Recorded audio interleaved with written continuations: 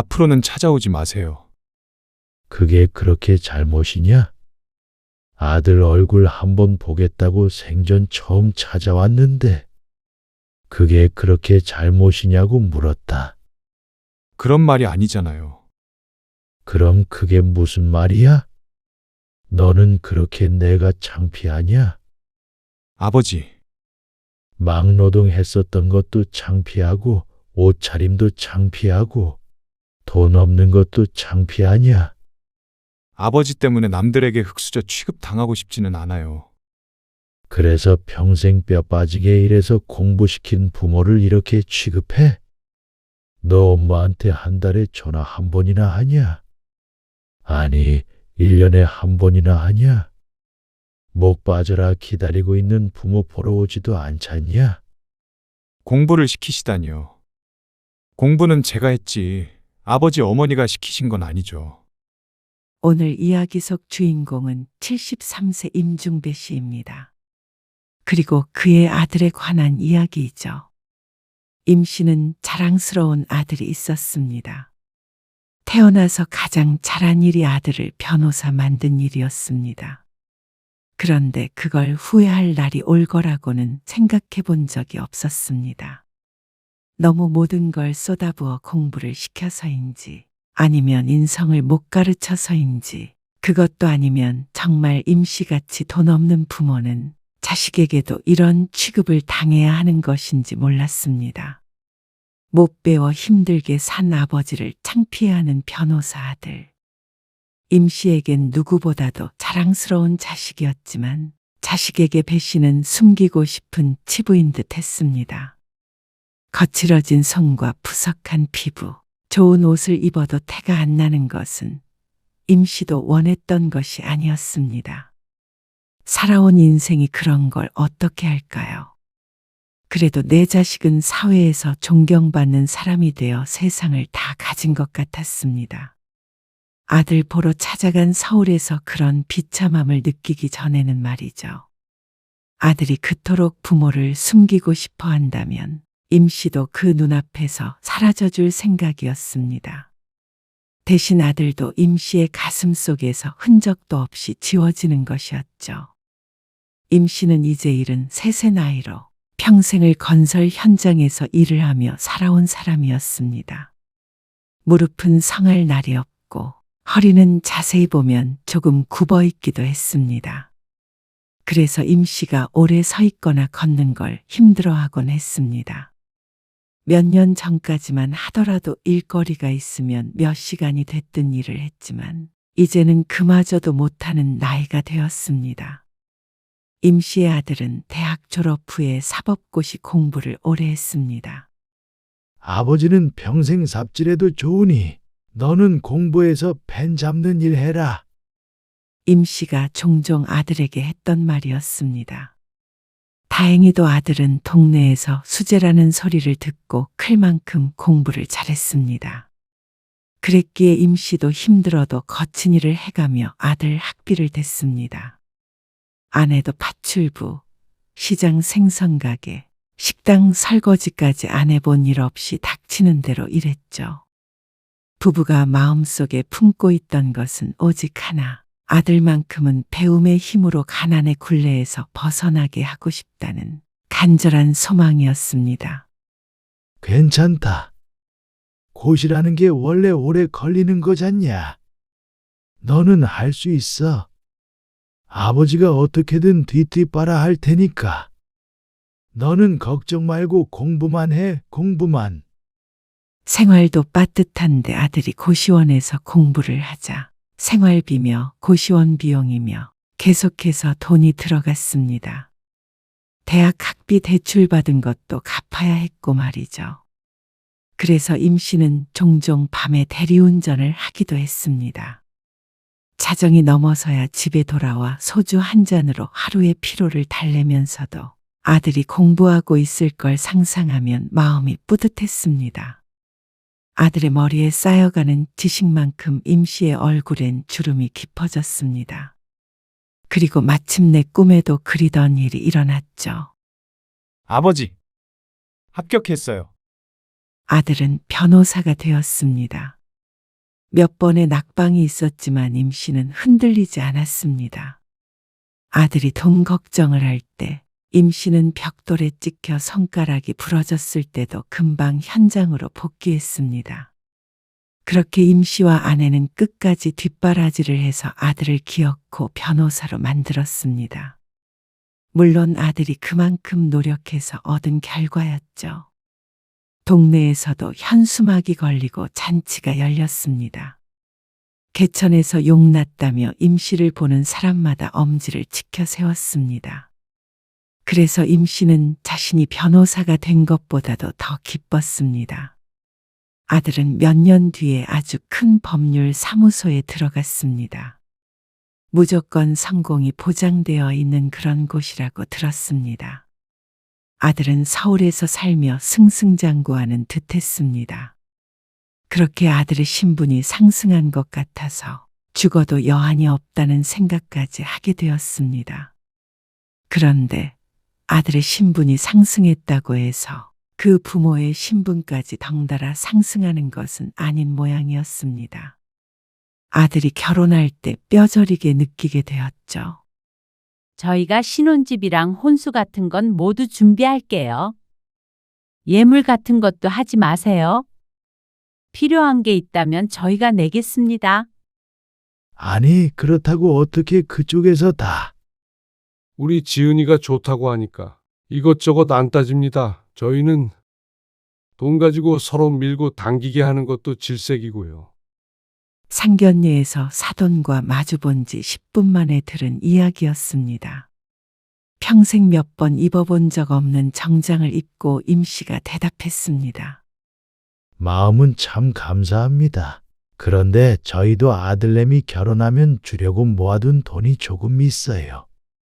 저희 형편이 넉넉지는 않지만 예식 비용 일부만이라도 보태겠습니다. 그런데 그 말이 다른 사람도 아닌 아들의 자존심을 건드린 모양이었습니다. 아버지, 그냥 장인어른이 하자시는 대로 하세요. 아들의 표정이 무척 어두웠습니다. 임 씨로서는 아들 결혼시키며 자신이 할 수 있는 최대의 성의를 표시한 것이었습니다. 하다못해 며느리 반지라도 해주고 싶은 마음이었습니다. 물론 호의는 무척 감사했지만 임 씨도 부모로서 초라해지고 싶지 않았습니다. 하지만 아들은 그것이 더 초라하다고 느꼈습니다. 아버지, 꼭 그렇게 말씀하셨어야 했어요. 상견례가 끝나고 아들은 임 씨에게 화를 냈습니다.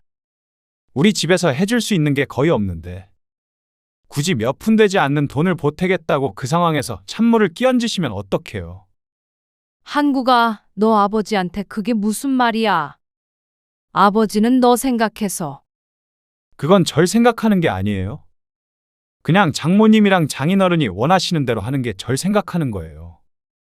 돈 없이 자존심 세우는 게 더 창피한 거라고요. 그리고 다음에는 양복 정도는 맞춰서 입으세요. 싸구려 입지 마시고. 돈 보내드릴게요. 그 말을 들은 순간 임 씨의 가슴 한켠이 무너졌습니다. 그날 밤 임 씨는 잠들지 못하고 뒤척이며 생각했습니다.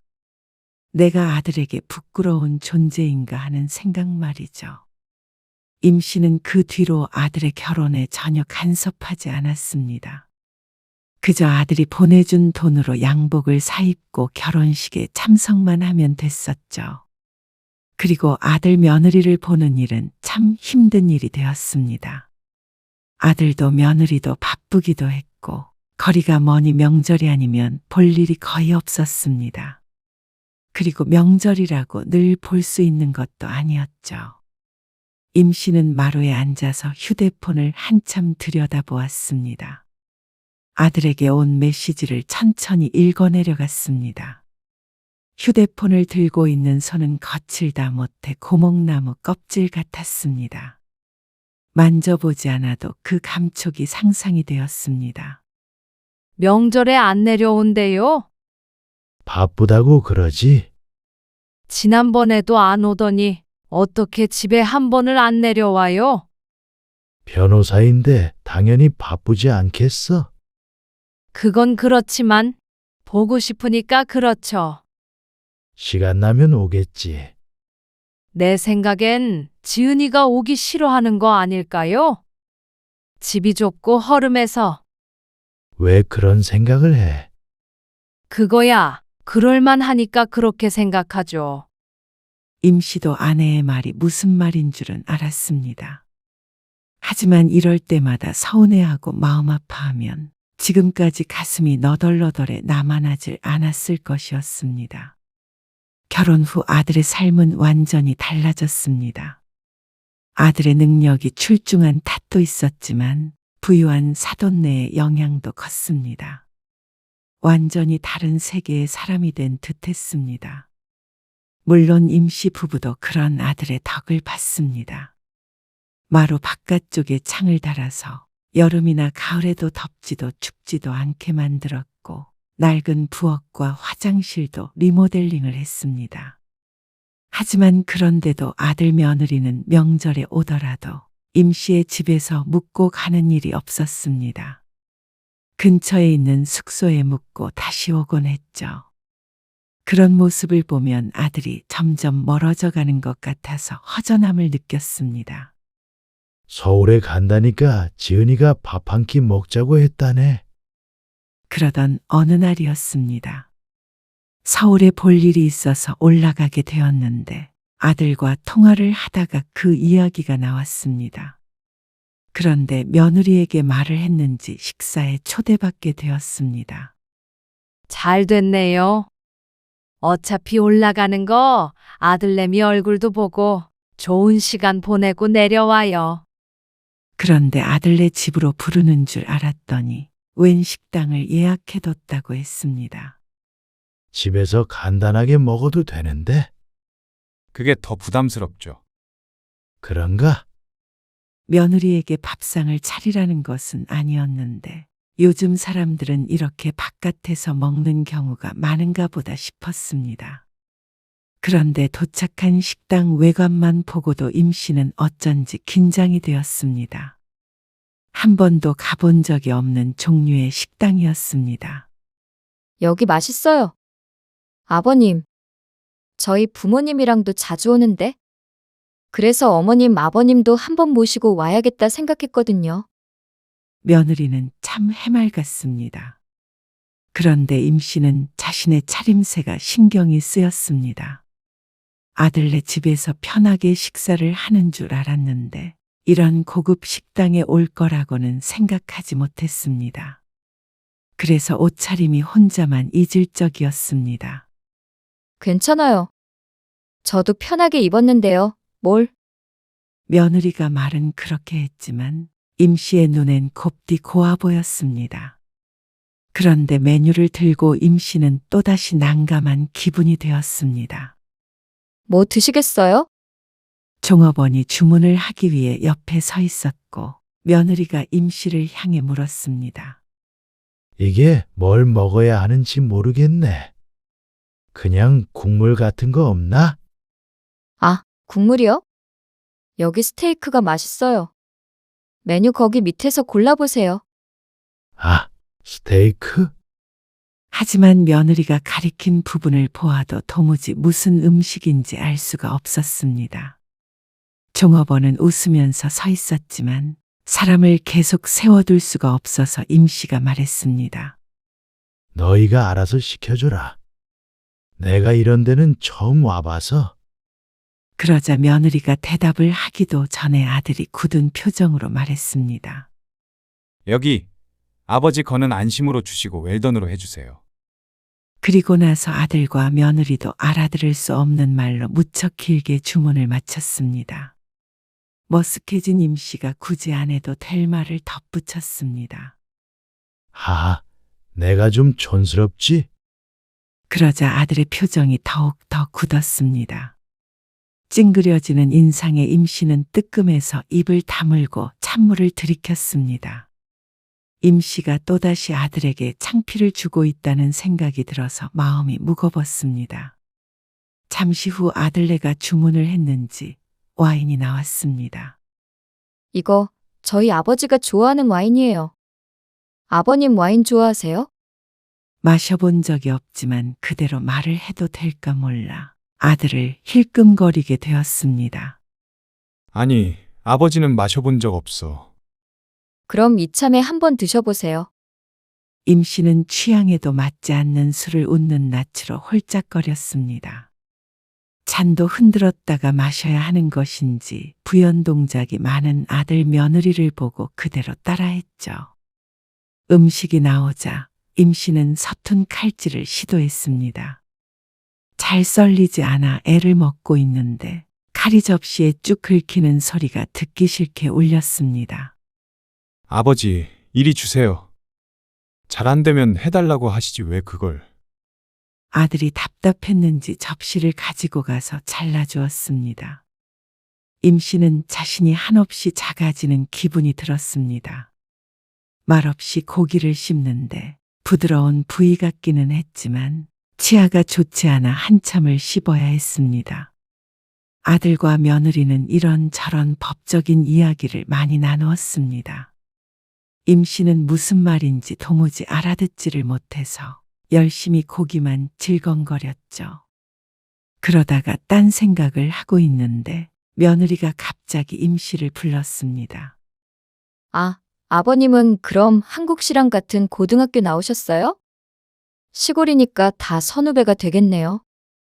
이야기의 주제가 왜 그쪽으로 튄 것인지는 모르겠지만 별거 아닌 질문에 임 씨의 얼굴이 순간 헬쑥해졌습니다. 그리고 그건 아들도 마찬가지였습니다. 왜? 고등학교가 2개 있었어? 의외네. 아니, 그게 아니고 같은 고등학교 나왔어. 근데 장인어른 이번 주에 라운딩 가신다고 하셨나? 황급히 말을 돌리는 아들을 보며 임 씨는 고개를 푹 숙였습니다. 쥐구멍이라도 있으면 들어가고 싶은 심정이었습니다. 임 씨는 사실 중학교까지밖에 나오지 않았습니다. 워낙 먹고 살기 힘들었고 임 씨의 부모님도 교육에는 뜻이 없어 일찍이 일을 시작했습니다. 그러다 보니 학교 이야기가 나오면 창피했습니다. 그리고 아들이 창피해하는 모습을 보니 더욱더 부끄러웠습니다. 집으로 돌아오는 버스 안에서도 술렁거리는 마음이 쉽게 진정되지 않았습니다. 아들이 TV에 나오는 대단한 사람들처럼 살고 있는 것 같아서 뿌듯하기도 했지만 그만큼 임 씨가 너무 보잘것없는 사람인 것 같아서 서글펐습니다. 그리고 사실 가장 임 씨를 괴롭게 하는 것이 있었습니다. 평생 막노동을 해가며 뒷바라지 한 아버지를 전혀 자랑스럽게 생각하지 않는 아들이었습니다. 다른 것은 다 둘째 치더라도 그것만큼은 참 가슴에 큰 상처를 주었습니다. 그날 이후로 임 씨도 임 씨의 아내도 아들에게 초대받은 적이 없었습니다. 명절에나 가끔 내려오면 식사 함께하고 올라가거나 어쩔 땐 근처 숙소에서 묵고 갔습니다. 내 자식이지만 참 차갑다 싶었습니다. 아니, 차가워졌습니다. 사법고시 공부를 할 때는 성공해서 아버지 어머니 호강시켜주겠다고 하던 아들은 이제 없었습니다. 호의호식하며 살게 된 아들은 임 씨의 집을 리모델링 시켜주었고 때로는 용돈을 보내기도 했습니다. 하지만 임 씨 부부의 삶은 여전히 비슷했습니다. 오래된 주택에서 늘 단둘이 시간을 보내는 임 씨 부부.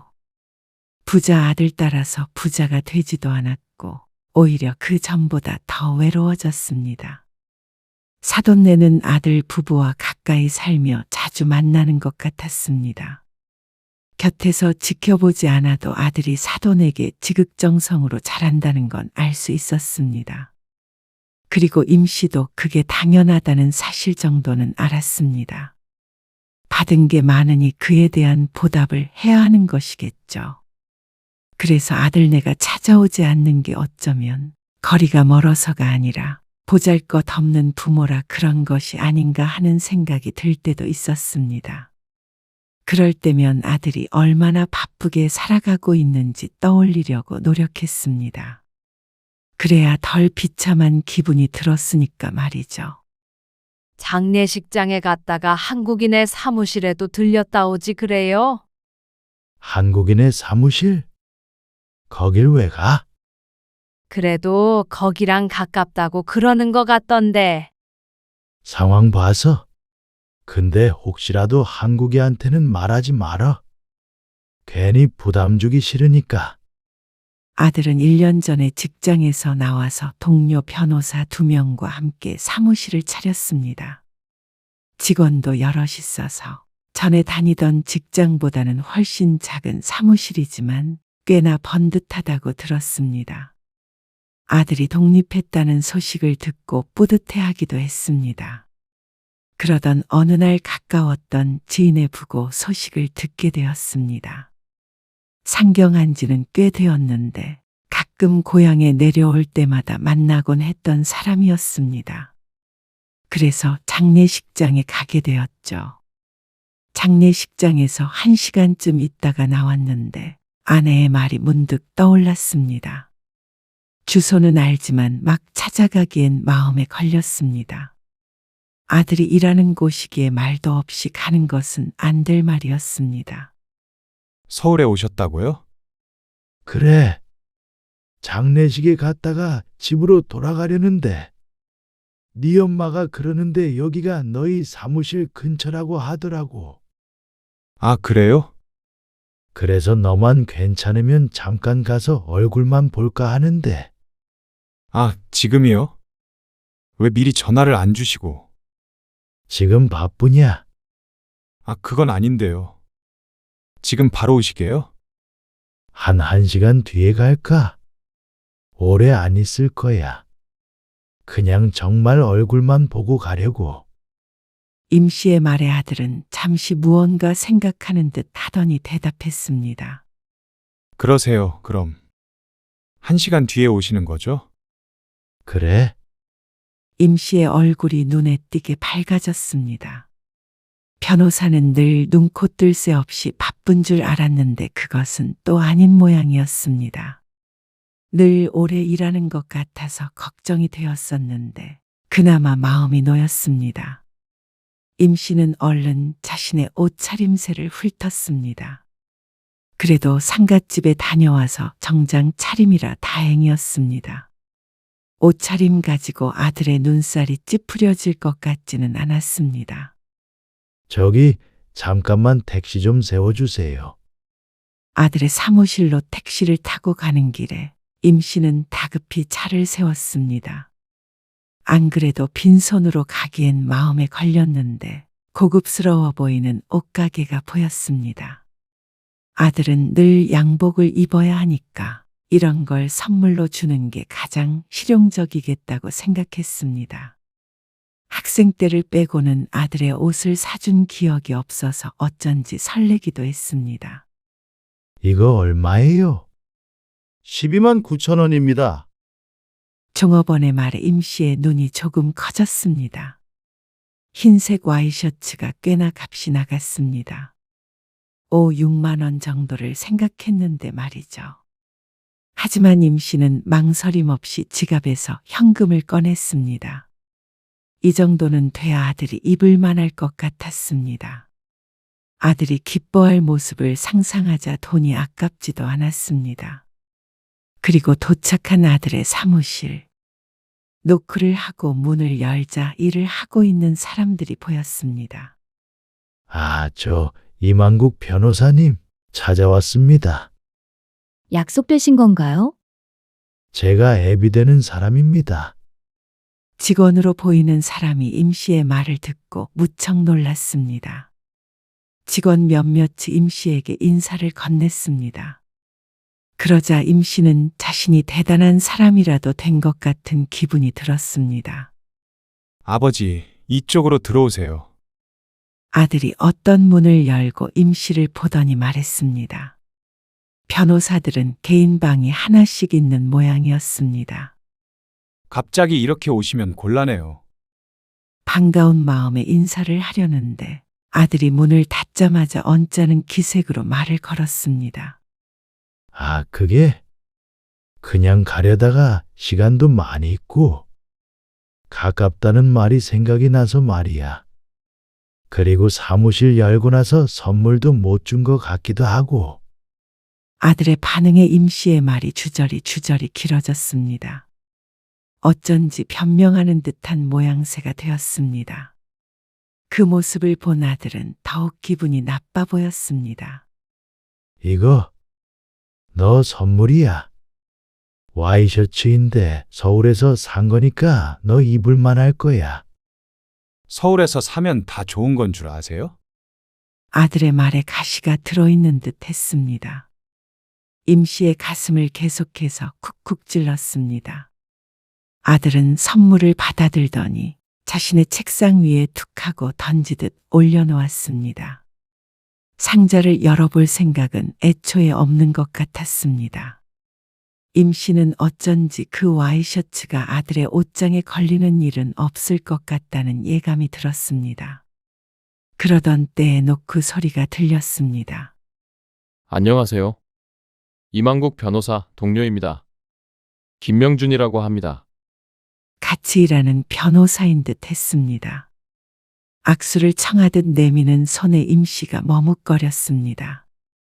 평생 펜을 잡은 듯 매끄러워 보이는 손에 거칠고 투박한 자신의 손을 얹기가 민망했습니다.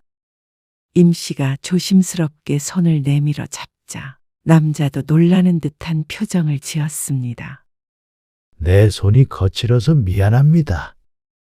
현장 일을 오래 해서 그런가? 그러자 의외라는 얼굴이었습니다. 아버지가 뭐하는 사람인지는 몰랐던 눈치였죠. 지금 다들 바빠서요. 용건 끝났으면 내려가시죠. 1층까지 모셔다 드릴게요. 아, 그래? 더 계시다 가셔도 되는데. 아닙니다. 잠깐 들린 거예요. 아들이 임씨의 팔을 잡아 끌었습니다. 임씨의 걸음이 느린 탓에 끌려가는 듯한 그림이 될 뻔했는데 그 발걸음을 며느리가 멈춰주었습니다. 어머, 아버님. 어쩐 일이세요? 원래 오시기로 하셨나? 반대로 1층에서 올라온 며느리가 임씨를 보고 반가워했습니다. 지은이가 오기로 했었구나. 왜 이렇게 빨리 왔어? 엄마 아빠가 좀 빨리 오자고 그래서. 아버지는 갑자기 오신 거야. 일 보러 오셨다가. 지금 나가신대. 왜 벌써 가셔요? 저희 오늘 부모님이랑 같이 식사하기로 했는데. 아버님도 같이 가세요? 며느리의 말에 임씨는 대답할 기회도 없었습니다. 아니야. 바쁜 일이 있어서 바로 내려가 보셔야 한대. 바쁜 일 따위는 없었지만 여기서 그 말을 해서는 안 될 것 같은 분위기였습니다. 누가 보아도 아들은 서둘러 자신을 보내고 싶은 것 같았습니다. 엄마 아빠도 곧 올라올 건데.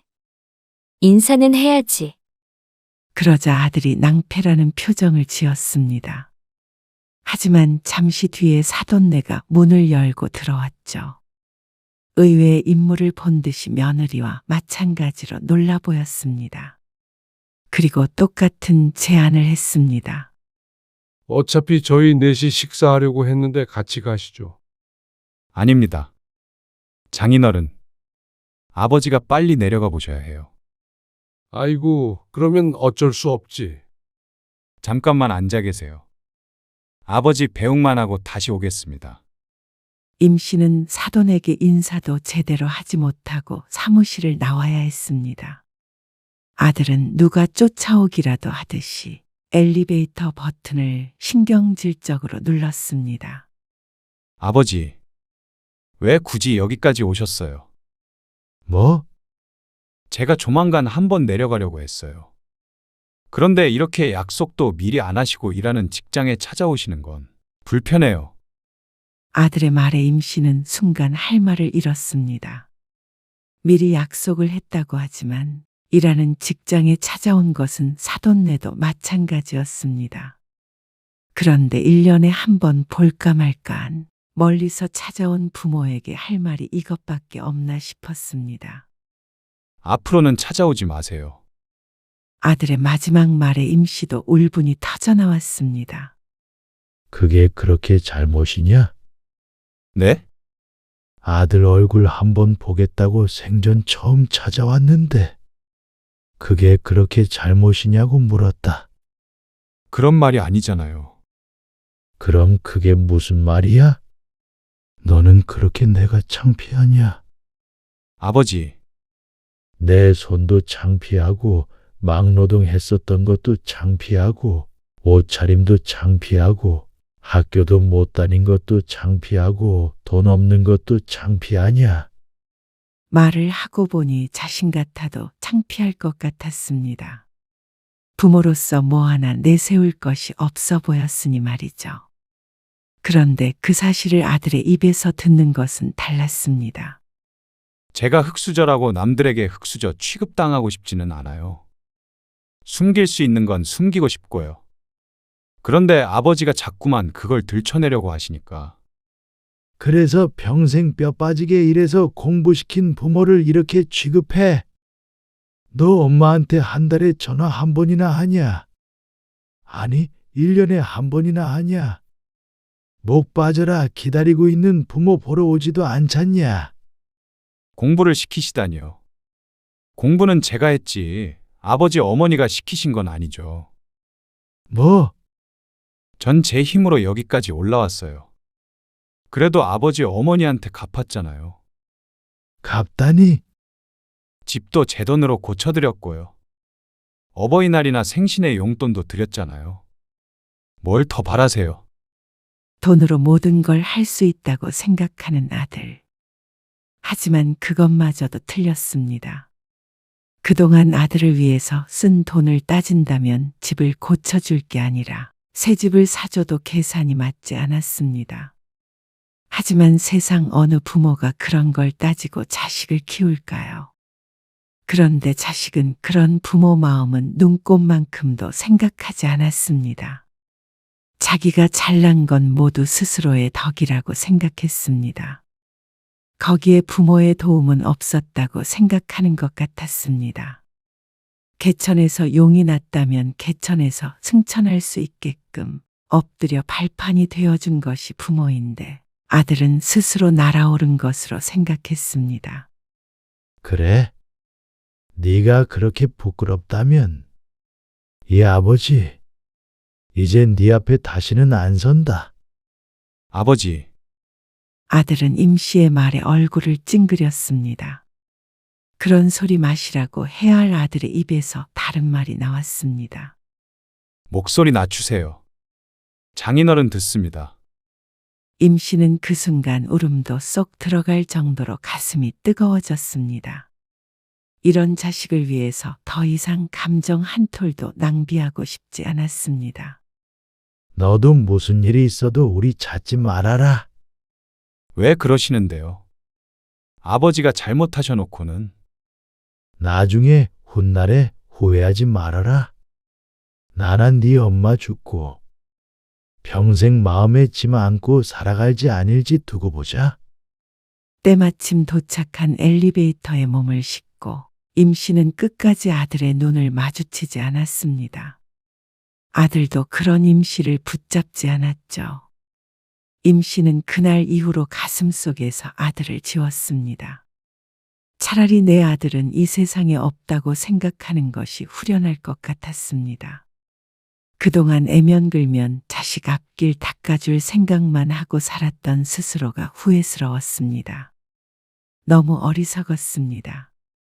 그렇게 하면 모두가 행복할 줄 알았습니다. 하지만 아들은 부모의 고열을 빨아먹고 그대로 멀리 떠나갔습니다. 자식에게 보답을 바라고 한 일은 아니었지만 이런 식으로 내쳐질 것이라고는 상상도 못했습니다. 이제 아들은 부모가 필요 없는 것 같았습니다. 앞으로 앞길을 닦아줄 처가가 있으니 오히려 더 든든할지도 몰랐습니다. 아내도 임씨의 말을 듣더니 눈물을 흘렸습니다. 그렇게 서럽게 우는 것은 생전 처음 보았죠. 그리고 그 뒤로 4년간 임씨는 아들과 연락을 하지 않고 살았습니다. 전화가 오는 법도 없었고 찾아오지도 않았습니다. 며느리도 문자 메시지 한 번이 없었죠. 임 씨는 정말로 아들과 완전히 연을 끊었습니다. 그런데 어느 늦은 저녁 무렵이었습니다. 임 씨가 집 앞 마당을 쓸고 있을 때 대문에서 인기척이 났습니다. 장에 간 아내가 돌아온 줄 알았더니 대문 앞에 우뚝 선 그림자가 보였죠. 그 모습이 낯익어 자세히 보니 놀랍게도 아들이었습니다. 하지만 4년 전에 당당했던 모습은 온데간데 없었습니다. 수염은 덥수룩하게 자라 있었고 늘 차려입던 셔츠가 아닌 후줄근한 차림새를 하고 있었습니다. 아들은 임 씨와 눈이 마주치자 그제야 천천히 다가왔습니다. 발걸음은 무거워 보였고 마치 죄인처럼 고개를 숙이고 있었죠. 가까이서 보니 얼굴이 야위어 뺨이 푹 들어가 있었습니다. 누구길래 남의 집에 막 들어옵니까? 아버지, 잘못 찾아온 것 같네요. 우리는 자식이 없어요. 아버지, 자꾸만 아버지를 찾아대던 아들이 가방을 툭 떨어뜨렸습니다. 이제 보니 들고 다니기엔 조금 큼직한 가방이었습니다. 저 지금 갈 데가 없어요. 뭐? 아들은 주저앉듯 마당 한켠에 있는 계단에 앉았습니다. 손으로 얼굴을 감싸며 흐느꼈습니다. 그리고 마치 모든 것을 토해내듯이 그동안에 있었던 일을 말하기 시작했습니다. 지금 제가 빚이 12억이에요. 임 씨의 눈이 커졌습니다. 그래서 나보고 도와달라는 거야. 너희 장인에게 말해보지 그러냐? 이혼한 지 2년 됐어요. 그 말에 임 씨는 더욱 놀랐습니다. 사돈네 사업이 망하고 큰 빚이 생겼는데 그걸 아들이 메꾸려고 하다가 아들도 빚더미에 앉았다는 말을 했습니다. 어떻게든 이자를 갚다가 도저히 불가능해서 사무실도 정리하고 파산 신청을 했다고 했습니다. 그 과정에서 며느리와는 이혼까지 했고 모든 것이 끝이 났다고 했죠. 임 씨는 묵묵히 들었습니다. 죄송해요. 이렇게 되고 나니까 어머니 아버지 밖에 떠오르지 않았어요. 아들은 고개를 숙이고 연신 사과했습니다. 여기서 새로 시작해보고 싶어요. 저 좀 받아주세요. 임 씨는 아들의 말을 잠자코 들었습니다. 하지만 아들을 사랑하는 만큼 지난 나날에 입었던 상처는 크디 컸습니다.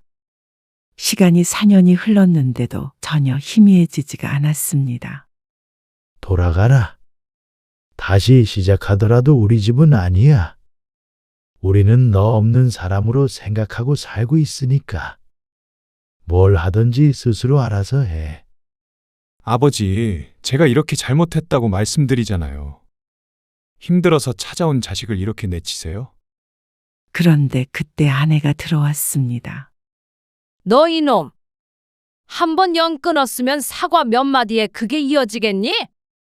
겨우 마음 추스르고 살고 있으니까 썩 나가서 다시는 오지 마. 아내는 아들을 대문 밖으로 쫓아내버렸습니다. 아들은 잠시 문 밖에 서 있는 듯 하더니 이내 인기척이 물러났습니다. 임 씨도 아내도 심란해서 한참을 마당에 앉아 있었습니다. 하지만 결코 그 대문이 다시 열리는 일은 없었습니다.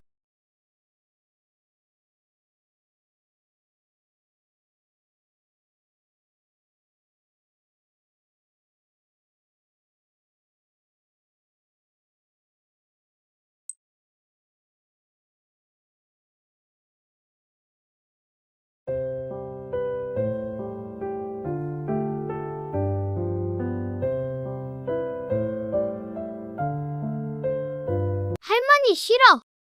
집에 가. 강도율, 어머님, 지금 뭐 하시는 거예요? 도율이가 방금 내 뺨을 때렸어.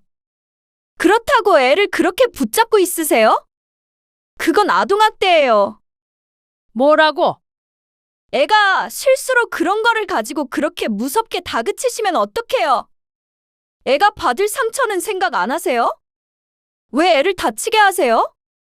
할머니면 좀 어른답게 아이의 행동을 품어주셔야죠.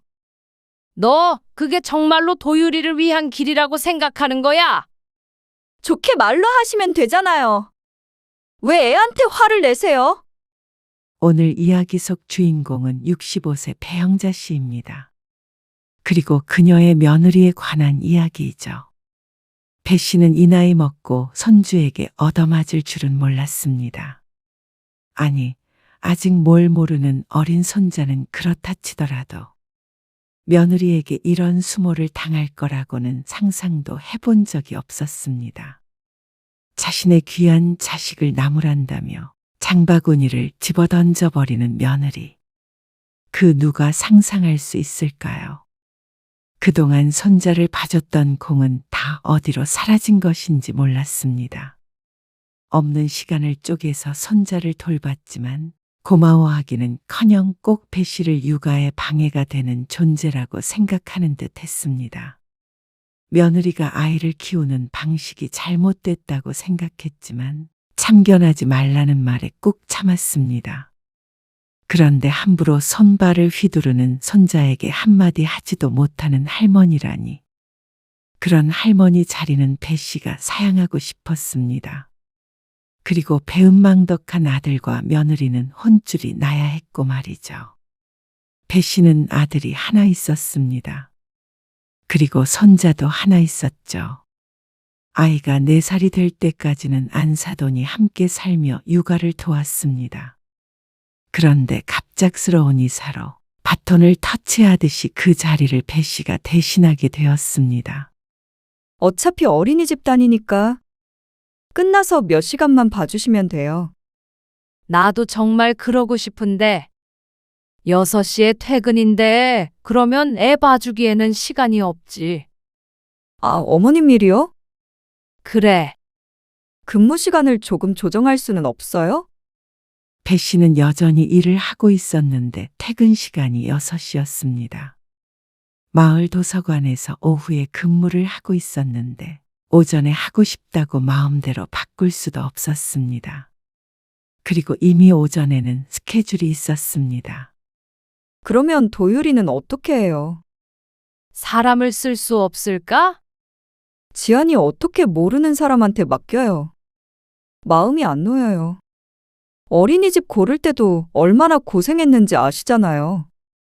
며느리의 말에 한숨이 나왔습니다. 배 씨도 잘 알고 있었습니다. 며느리의 성격을 말이죠. 손자는 어린이집을 2번 옮겨서 이번이 3번째였습니다. 선생님이 마음에 안 든다. 교육과정이 마음에 안 든다. 하며 까다롭게 굴었습니다. 육아에 유별나게 구는 며느리를 알기에 배 씨도 고민이 컸습니다. 맞벌이를 하려면 누구든 도와주긴 해야 할 텐데 다른 사람은 싫다고 하면 이젠 배 씨밖에 없었습니다. 장모님도 그동안 고생 많으셨어요. 이번엔 어머니가 좀 도와주셨으면 좋겠어요. 아들까지 이렇게 얘기하는데 끝까지 거절하기가 힘들었습니다. 그래서 배 씨는 오전에 문화센터에서 듣던 문학 수업을 취소했고 오후 근무를 오전으로 바꾸었습니다. 이미 오전 근무자가 있어서 바꾸는데 꽤나 애를 먹어야 했습니다. 아쉬운 소리를 하기는 싫었는데 자식 일이라 어쩔 수가 없었죠. 감사해요.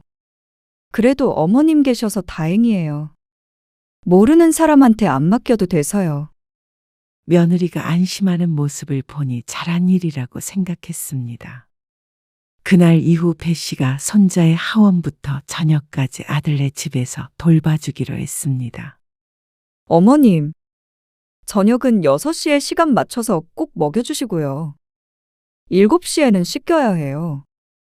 저희는 집에 도착하면 보통 7시 반 정도 되거든요. 그래, 알았어. 걱정 말어. 며느리는 까다롭게 주문을 했습니다. 몇 시에 간식을 먹고 몇 시에 양치질을 해야 하는지도 상세하게 부탁했습니다. 안사돈도 꽤나 힘들었겠다는 생각이 들었습니다. 그래도 어차피 해야 하는 일, 시간만 맞추면 되는 일이기에 어렵지는 않았습니다. 그런데 문제가 있었습니다. 배 씨가 아들네 가족을 만날 때면 종종 느끼던 것이었는데 그 심각성은 모르고 있던 문제 말이죠. 도유라, 음식은 던지는 게 아니야. 손자의 저녁밥을 챙겨주었는데 손자가 먹기 싫다며 떼를 썼습니다. 그래서 생선을 발라서 숟가락 위에 올려서 손에 쥐어주자 그걸 바닥에 집어던진 것이었습니다. 먹기 싫어. 생선 싫어. 먹기 싫다고 던지면 안 되지. 바닥에 뒹굴며 떼쓰는 아이를 달래보려고 하는 그때 조금 일찍 며느리가 퇴근해서 들어왔습니다. 난장판이 된 바닥을 보고는 며느리가 놀라 물었습니다. 집이 왜 이래요? 도유리가 생선 먹기 싫다고 집어던졌어. 짐짓 엄격한 표정으로 말을 하자 손자가 또 울고 불고 난리가 났습니다. 그런데 며느리가 누워있는 손자를 번쩍 안아들며 말했습니다. 아이고, 우리 왕자님. 먹기 싫었구나. 괜찮아. 엄마가 다른 거 줄게. 다른 거 먹기 싫어. 에이, 그러면 과자 줄까? 그제서야 울음을 그치고 고개를 끄덕이는 손자 도율. 며느리가 찬장에서 과자를 꺼냈습니다. 밥도 안 먹고 과자를 먹여? 비싼 거예요. 좋은 재료 많이 들어갔고요. 그래도 과자잖아. 억지로 먹이는 것도 애 정서상 안 좋다고 해요. 싫어하는 걸 굳이 강요하고 싶지 않아요. 배 씨는 이게 맞나 싶었습니다.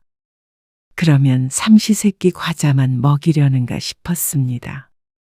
어린이집에서 균형 있게 잘 먹이니까요. 어머님도 도유리가 먹기 싫다고 하면 혼내지 마세요. 애 기 죽어요. 헛웃음이 나오려는 걸 참았습니다. 옛날 같았으면 등짝을 맞아가면서 밥을 먹었을 텐데 그게 요즘 시대와는 맞지 않다는 걸 배 씨도 모르지 않았습니다. 그렇다고 며느리의 교육 방침이 맞다고도 생각하지 않았습니다. 그저 신랑이 하는 게 싫어 부모가 하는 대로 내버려둘 뿐이었죠. 배 씨는 하고 싶은 말을 삼킨 채로 어지러진 바닥을 닦았습니다. 그리고 또 다른 날이었습니다. 놀이터에서 놀고 싶어. 그래? 그러면 조금만 놀다가 들어갈까? 어린이집 차에서 내려서 집으로 들어가는 길에 아파트 단지 안에 있는 놀이터를 지났습니다. 몇몇 어린아이들이 놀고 있었고 그걸 본 손자도 놀이터에 뛰어들었습니다. 자연스럽게 아이들 사이에 섞이는 아이를 벤치에 앉아서 지켜보았습니다. 도유라, 넘어지니까 조심해. 그렇게 5분 정도 놀았을까 싶을 때 사고가 발생했습니다. 잠깐 휴대폰으로 시계를 보는 사이에 아이 울음소리가 크게 들렸습니다. 그리고 뒤이어 젊은 여자의 비명소리도 들렸죠. 지아야. 놀란 배 씨가 소리가 난 방향을 바라보자 그곳에는 배 씨의 손자도 보였습니다. 아이고, 무슨 일이야? 도유라, 왜 그래? 배 씨가 다가가자 울고 있는 아이의 엄마로 보이는 여자가 배 씨에게 다짜고짜 화를 냈습니다. 애 할머니세요? 지금 얘가 저희 애를 때렸어요. 울고 있는 아이는 넘어졌는지 무릎을 끌어안고 있었습니다. 언뜻 보니 피부가 쓸린 듯 빨갰습니다. 도유라, 너 이 친구 때렸니? 그런데 표정을 보니 대답을 들어도 알 것 같았습니다. 자신이 무엇을 잘못했는지도 모르고 당당해 보였습니다. 내가 먼저 탈 거야. 미끄럼틀을 먼저 타겠다고 아이를 때린 모양이었습니다. 죄송합니다. 정말 죄송합니다. 도유라, 친구한테 사과해야지. 그런데 딴청을 하고 있는 손자. 난처한 상황에 배 씨는 어쩔 줄 몰랐습니다. 죄송합니다. 애 교육 잘 시키세요. 불쾌한 표정으로 우는 아이를 데리고 자리를 뜨는 여자. 배 씨는 내심 다행이라고 생각했습니다. 조금만 더 예민한 사람을 만났다면 이 정도에서 안 끝날 것을 알았습니다. 아마 배 씨의 며느리였다면 이렇게 넘어가지는 않았을 것 같았죠. 배 씨는 집에 돌아와서 아이를 씻기고 밥을 차려주며 차분하게 말을 걸었습니다.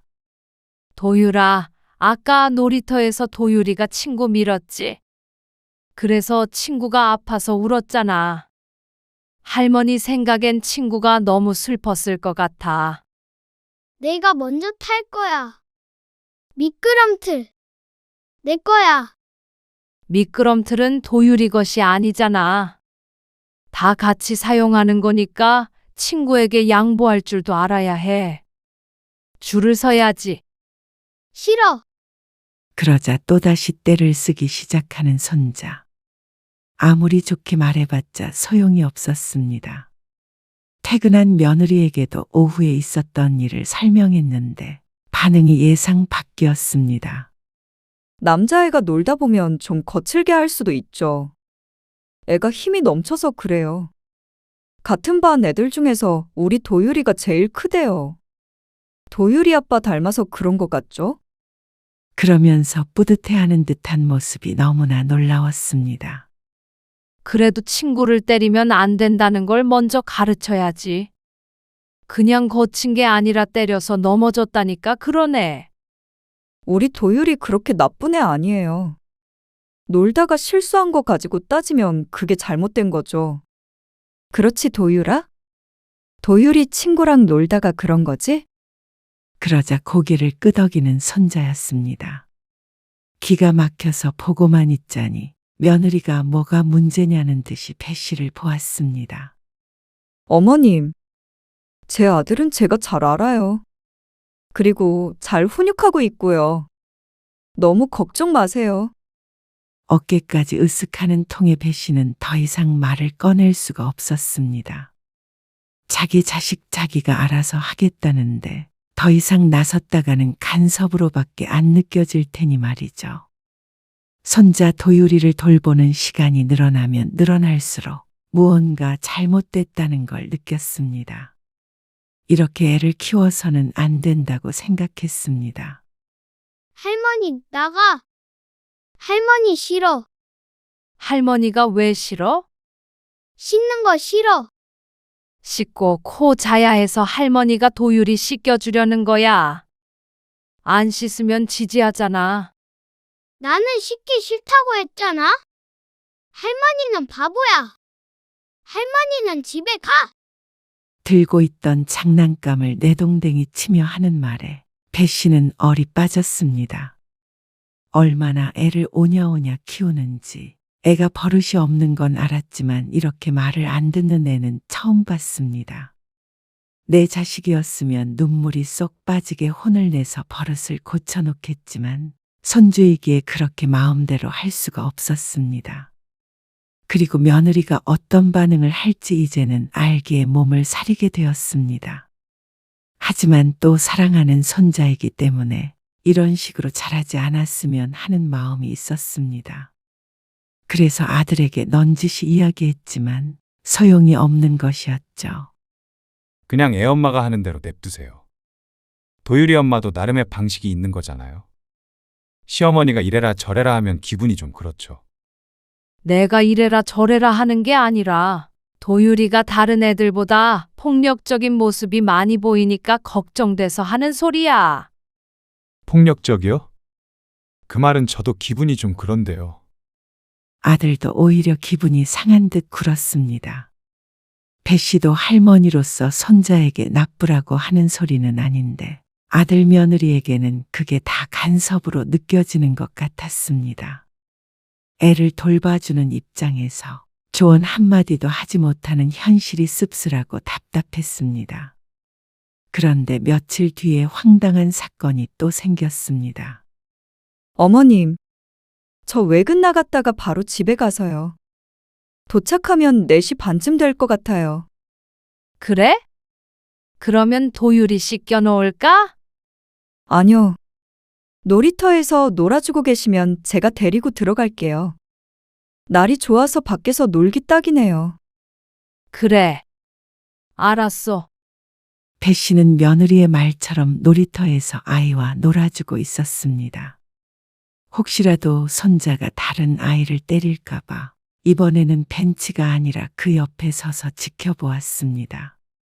그런데 순식간이었습니다. 가까이에 있다고 해서 손자에게 날아드는 모래를 피하게 만들 수 없었죠. 도유라. 얼굴에 모래를 맞아서 주저앉아 울고 있는 아이를 배 씨가 감쌌습니다. 모래를 던진 아이를 보니까 눈에 익었습니다. 지난번에 손자가 때려서 넘어뜨린 여자아이였죠. 죄송해요. 아이의 엄마도 근처에서 보고 있었는지 금세 다가와서 사과를 했는데 배 씨는 차마 화를 내지도 못했습니다. 손자가 울고 있긴 했지만 지난번에 배 씨의 손자가 한 일에 비해서는 약과였습니다. 손자는 다친 곳도 없어 보였고 눈을 살펴보니 모래가 들어가지도 않은 것 같았죠. 그런데 손자 도율은 자신에게 모래를 뿌린 아이에게 달려들려고 했습니다. 그걸 배 씨가 겨우 말렸습니다. 그런데 그때 며느리가 나타났습니다. 아니, 누가 내 귀한 자식을 울려? 날카로운 음성과 함께 등장했죠. 며느리를 보더니 손자가 달려가 안겼습니다. 이봐요. 애 교육을 어떻게 시키는 거예요? 지금 저한테 말씀하신 거예요. 그럼 그쪽 말고 누가 있죠? 그 집은 애한테 막모래를 뿌리라고 가르쳐요? 여자아이의 부모는 어이가 없는지 헛웃음만 내뱉고 있었습니다. 배 씨는 얼굴이 뜨끈해지는 것 같았습니다. 어떻게 이토록 역지사지가 안 되는지 몰랐습니다. 도유리 엄마. 사과했으니까 그만해. 아니요! 어머님! 어머님은 도유리를 보호해 주셔야지.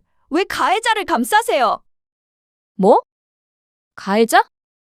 지금 말 다 했어요? 나는 뭐 할 말이 없고 내 자식 안 사랑해서 지난번에 그냥 넘어갔는 줄 아세요? 지난번이라니요? 도유리가 친구 때렸다고 했잖아. 배 씨의 설명에 잠시 말문이 막혔던 며느리는 이내 표정을 가다듬고 다시 화를 내기 시작했습니다. 살짝 밀친 거 가지고 무슨 난리인지 모르겠네? 남자애가 그럴 수도 있는 거지. 무슨 여자애를 그렇게 우악스럽게 키우는지 모르겠네? 뭐라고요? 도유리 엄마? 그만해. 친구들끼리 놀다 보면 그럴 수도 있는 거잖아. 며느리가 배 씨에게 했던 말을 그대로 해주었는데도 며느리는 자기만 잘났다는 식이었습니다. 도유라, 저런 애랑은 친구하지 마. 진짜 애 교육 잘 시키네. 누가 누구한테 하고 싶은 얘기를. 다행인지 불행인지 여자아이의 부모는 더러운 똥이라도 밟았다는 표정으로 아이를 데리고 자리를 떴습니다. 크게 이를 키우지 않아서 배 씨는 가슴을 쓸어내렸는데 며느리는 그 뒤에다 대고 한참을 궁시렁거렸습니다. 대부분이 듣기엔 거북한 험담이었습니다. 그리고 손자도 그걸 전부 다 듣고 있었습니다. 잘못되어도 한참 잘못된 것 같았습니다.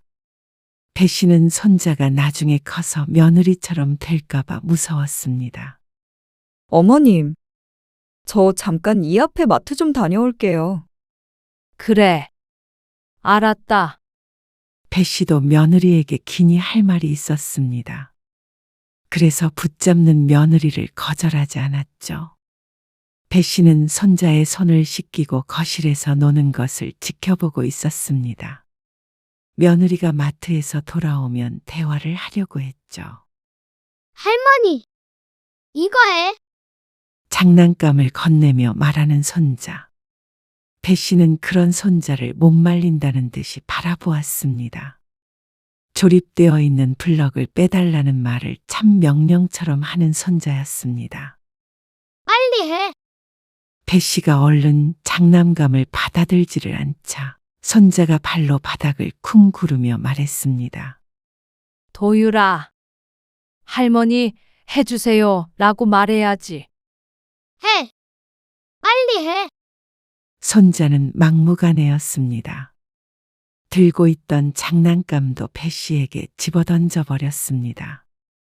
콧잔등에 딱딱한 블럭을 맞은 배 씨는 잠시 코를 부여잡고 있었습니다. 빨개진 코를 하고는 배 씨는 굳은 표정으로 손자에게 말했습니다.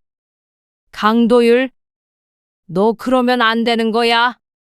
누가 할머니한테 장난감을 집어던져? 처음으로 화를 내는 할머니를 보고 손자는 놀란 표정을 지었습니다. 잘못했어, 안 했어? 엄한 목소리로 아이를 다그치자 아이가 울먹거리더니 소리를 질렀습니다. 할머니 싫어. 집에 가. 팔을 휘두르며 달려들려고 하기에 배 씨가 손자의 양팔을 붙잡았습니다. 그러자 악을 쓰던 손자가 오른팔을 빼더니 배 씨의 얼굴을 내려쳤습니다. 짝 소리가 나도록 말이죠. 순식간에 손자에게 뺨을 얻어맞은 배 씨. 쓰고 있던 안경은 멀리 날아갔고 그 과정에서 배 씨의 눈가에 생채기를 냈습니다. 얼굴이 따끔거려 인상을 찡그리는데 좁아진 시야에도 씩씩거리는 손자의 얼굴이 잘 보였습니다. 강도율, 배 씨가 손자의 이름을 크게 부르는 순간 현관문을 열고 며느리가 나왔습니다. 엄마를 봐서 서러움이 폭발을 했는지 어쨌는지 손자는 붙잡고 있는 배 씨의 손에서 빠져나오려고 몸부림을 치다가 넘어졌습니다. 넘어지며 바닥에 쌓여있던 블록에 찧어 떠나가라 울었죠. 어머님, 지금 뭐 하시는 거예요? 며느리가 아이를 일으키며 배 씨에게 소리를 질렀습니다. 도유리가 방금 내 뺨을 때렸어. 며느리의 눈동자가 흔들렸습니다. 배 씨의 흐트러진 머리카락과 눈가의 생채기만 보아도 사실이라는 걸 알 수 있었습니다. 그런데 아이를 혼내기는커녕 오히려 배 씨에게 화를 냈습니다. 그렇다고 애를 그렇게 붙잡고 있으세요? 그건 아동학대예요. 뭐라고? 애가 실수로 그런 거를 가지고 그렇게 무섭게 다그치시면 어떡해요? 애가 받을 상처는 생각 안 하세요? 왜 애를 다치게 하세요? 할머니면 좀 어른답게 아이의 행동을 품어주셔야죠. 너 그게 정말로 도유리를 위한 길이라고 생각하는 거야? 버릇없는 손자의 행동은 전부 며느리에게서 비롯된 듯 했습니다. 엄마가 잘못을 고칠 생각을 하지 않으니 아이는 당연히 자신의 행동이 잘못되었다고 생각을 못하는 것이었습니다. 좋게 말로 하시면 되잖아요. 왜 애한테 화를 내세요? 그렇게 오냐오냐 하니까 도유리가 친구도 때리고 말도 함부로 하고 그러잖아. 너는 정말로 도유리가 그런 아이가 됐으면 좋겠니? 우리 도유리가 어디가 어때서요? 저도 잘 훈육하고 있어요. 요즘은 어머니 때처럼 그렇게 화내고 때리고 하지 않는다고요. 그렇게 잘해서 애가 할머니 얼굴을 내려쳐? 그냥 좀 스친 거 가지고 어머님은 애를 넘어뜨리셨잖아요. 기가 막혀서 말이 안 나왔습니다. 그냥 애랑 잘 놀아주기만 하면 되지. 왜 애를 이렇게 키워라 마라 하세요? 뭐? 너 말 다 했니? 아직 다 안 했어요. 제가 조금만 더 나쁜 마음 먹었으면 어머님은 아동학대로 신고당했어요. 뭐라고? 도유리가 누구 닮아 그러는지 내가 정확하게 알겠다. 뭐라고요? 도유라, 누구든 때리면 안 돼. 마음대로 안 된다고 사람을 때리는 건 잘못된 행동이야. 배 씨가 손자를 향해 말하자 손자는 또 울기 시작했습니다. 자신의 편이 옆에 있다는 걸 아이도 아는 것이었죠. 그 순간 며느리는 들고 있던 장바구니를 배 씨를 향해 던졌습니다. 남의 귀한 자식한테 뭐라고 하지 마세요. 장바구니 속에 들어있던 사과와 대파, 우유팩이 바닥에 굴러다녔습니다. 너 정말 구제불능이구나. 배 씨는 바닥에 떨어진 안경을 주워들었습니다. 그래. 남의 자식이지. 내 손주가 아니라. 그러게 왜 어머님은? 끝까지 모든 것이 배 씨의 탓이냥 말하는 며느리에게 질려버렸습니다. 과연 아들은 이런 며느리의 방식을 알고 있는지 궁금했습니다. 나는 이만 갈 거고 이제는 네 자식 네가 알아서 키워라. 어머님, 내가 뭐 한다고 내 할 일도 미루고 남의 자식 키워주러 온지 모르겠다. 내일부터는 다른 사람을 구하든지 아니면 네가 직접 직장이라도 그만두고 돌보든지 해. 이렇게 무책임하게 그만두시는 게 어디 있어요? 어차피 내 양육 방식은 구식이고 아동학대나 하는데 너는 나한테 애를 맡기고 싶니? 서로 원하지 않는 일을 뭐하러 해? 그래도 갑자기 그만두시면 당장 사람을 어떻게 구해요?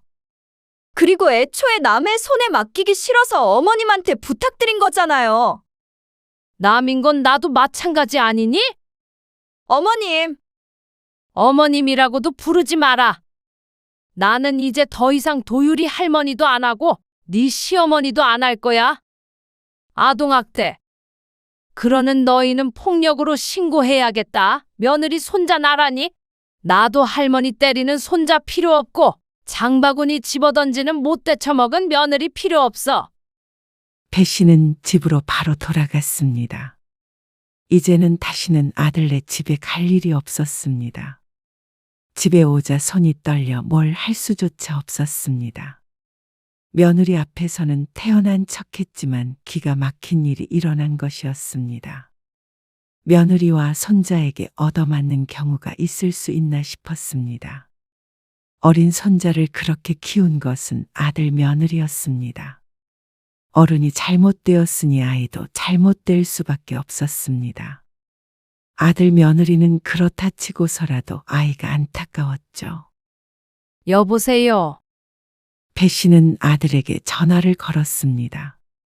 아들은 며느리에게서 얘기를 들었는지 배 씨의 전화를 기다렸던 것 같았습니다. 안 그래도 전화드리려고 했어요. 이제 안 오시겠다고 하셨다면서요. 그 이유도 들었어? 도유리가 말을 잘 안 들어서 언쟁이 있었다고 들었어요. 참 간단한 말들로 오늘 있었던 일들이 왜곡되었습니다. 도유리 엄마가 그래? 말을 안 들어서 언쟁이 있었다고. 아들의 말에 허탈한 웃음이 나왔습니다. 네. 아닌가요? 내가 정확하게 얘기해 줄게. 배 씨는 오늘 있었던 일을 차근차근 설명했습니다. 도유리가 장난감을 던져서 코를 다치게 했고 주의를 주었을 때 아이가 자신의 뺨을 때렸다는 것, 그리고 이를 지적하자 며느리가 장바구니를 던졌다는 사실까지 모두 말했습니다. 과연 아들이 이번에도 며느리의 편을 들을지 의문이었습니다. 이게 진실이야. 전화 너머로 아들의 숨소리가 들렸습니다. 한참을 아무 말도 않던 아들이 입을 뗐습니다. 정말로 도유리랑 도유리 엄마가 정말 그랬다고요? 너는 도유리 엄마가 애를 어떻게 키우는지 정말 모르니? 다른 친구들 때리고 다니고 나쁜 말을 해도 오냐오냐 하는 거 말이야. 그걸 알든 모르든 너도 잘못이야. 그 정도까지인 줄은 몰랐어요. 그러니까 너도 도유리 엄마랑 똑같아. 할머니 뺨을 때린 애를 기죽을까봐 오냐오냐 하는 게 너희가 말한 육아 방식이니? 그래도 내가 도유리 엄마 육아 방식을 존중해야 해?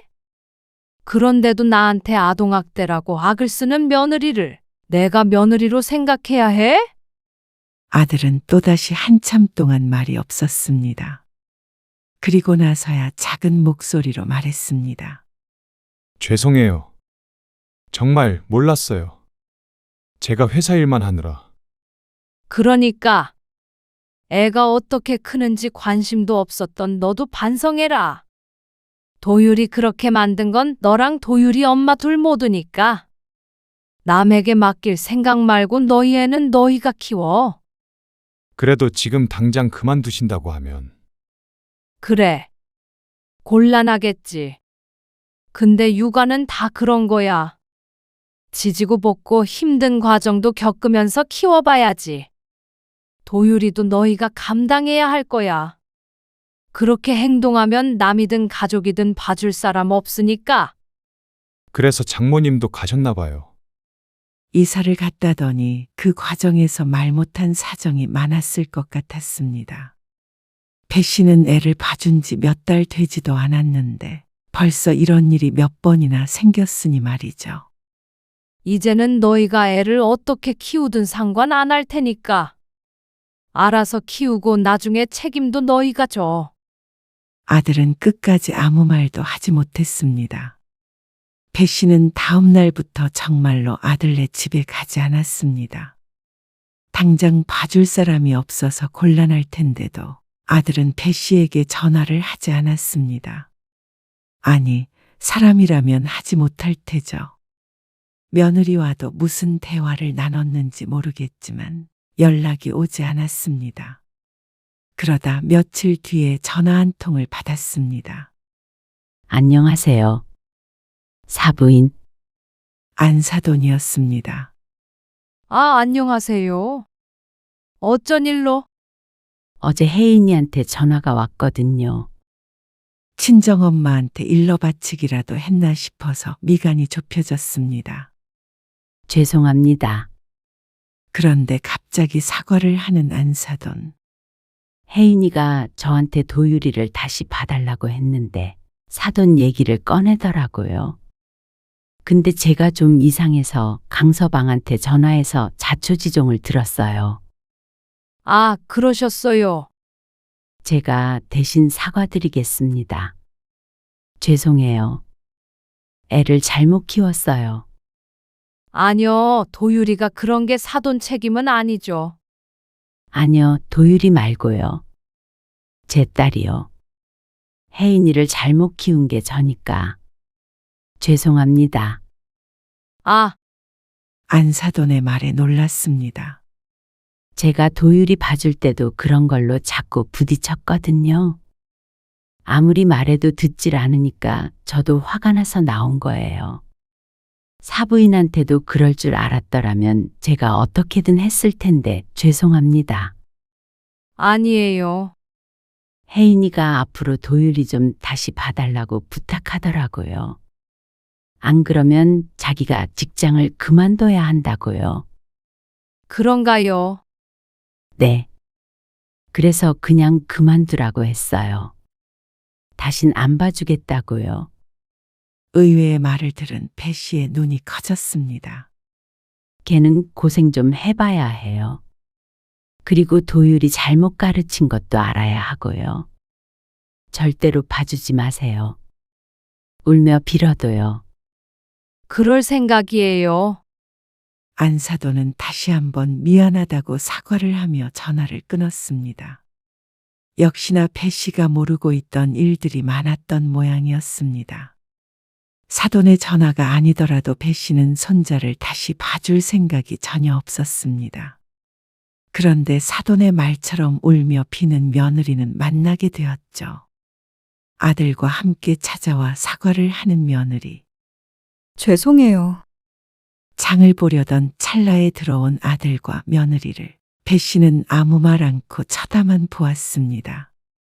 그때는 제가 흥분해서 장바구니도 던지고 잘못했어요. 그렇게 하면 도율이 봐줄 줄 알고 이러니? 그러자 아무 말도 못하는 며느리. 아니요, 저희 둘 중 하나가 일을 그만둬도 부탁 못 드리죠. 그냥 죄송하다고 말씀드리려고 온 거예요. 죄송해요. 얼굴은 괜찮으세요? 얼굴에 난 상처는 아직도 붉은 기가 있었습니다. 중요한 것은 얼굴에 난 상처가 아니라 마음에 난 상처였습니다. 배 씨는 그 순간 옆에 내려놓은 장바구니를 보게 되었습니다. 배 씨의 시선이 향한 곳을 확인한 며느리의 표정이 새하얘졌죠. 하지만 배 씨는 이내 시선을 걷었습니다. 내가 너랑 똑같은 사람이 될 것 같아서 그래? 나는 그런 사람 아니야.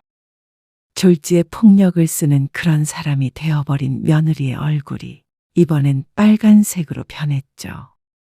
무슨 말인지 알겠고, 사과는 충분히 들었다. 그러면 용서해 주시는 건가요? 며느리한테 얻어맞은 게 사과 한마디에 잊혀지겠니? 죄송합니다. 죄송합니다.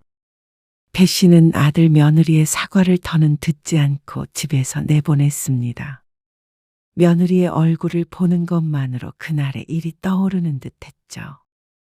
배 씨는 취소해야만 했던 문학 수업을 오후에 듣기로 했습니다.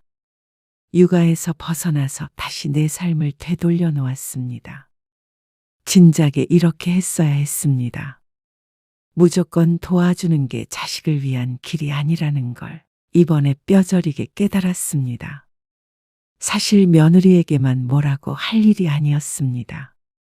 배 씨도 자신의 인생의 일부를 포기하고 자식을 위해 헌신한 것이기에 말이죠. 이제는 그럴 일이 없었습니다. 아들 며느리가 아무리 후회해도 말이죠. 얼마 뒤에 아들이 육아휴직을 신청했다는 말을 들었습니다. 여러모로 잘 됐다고 생각했습니다.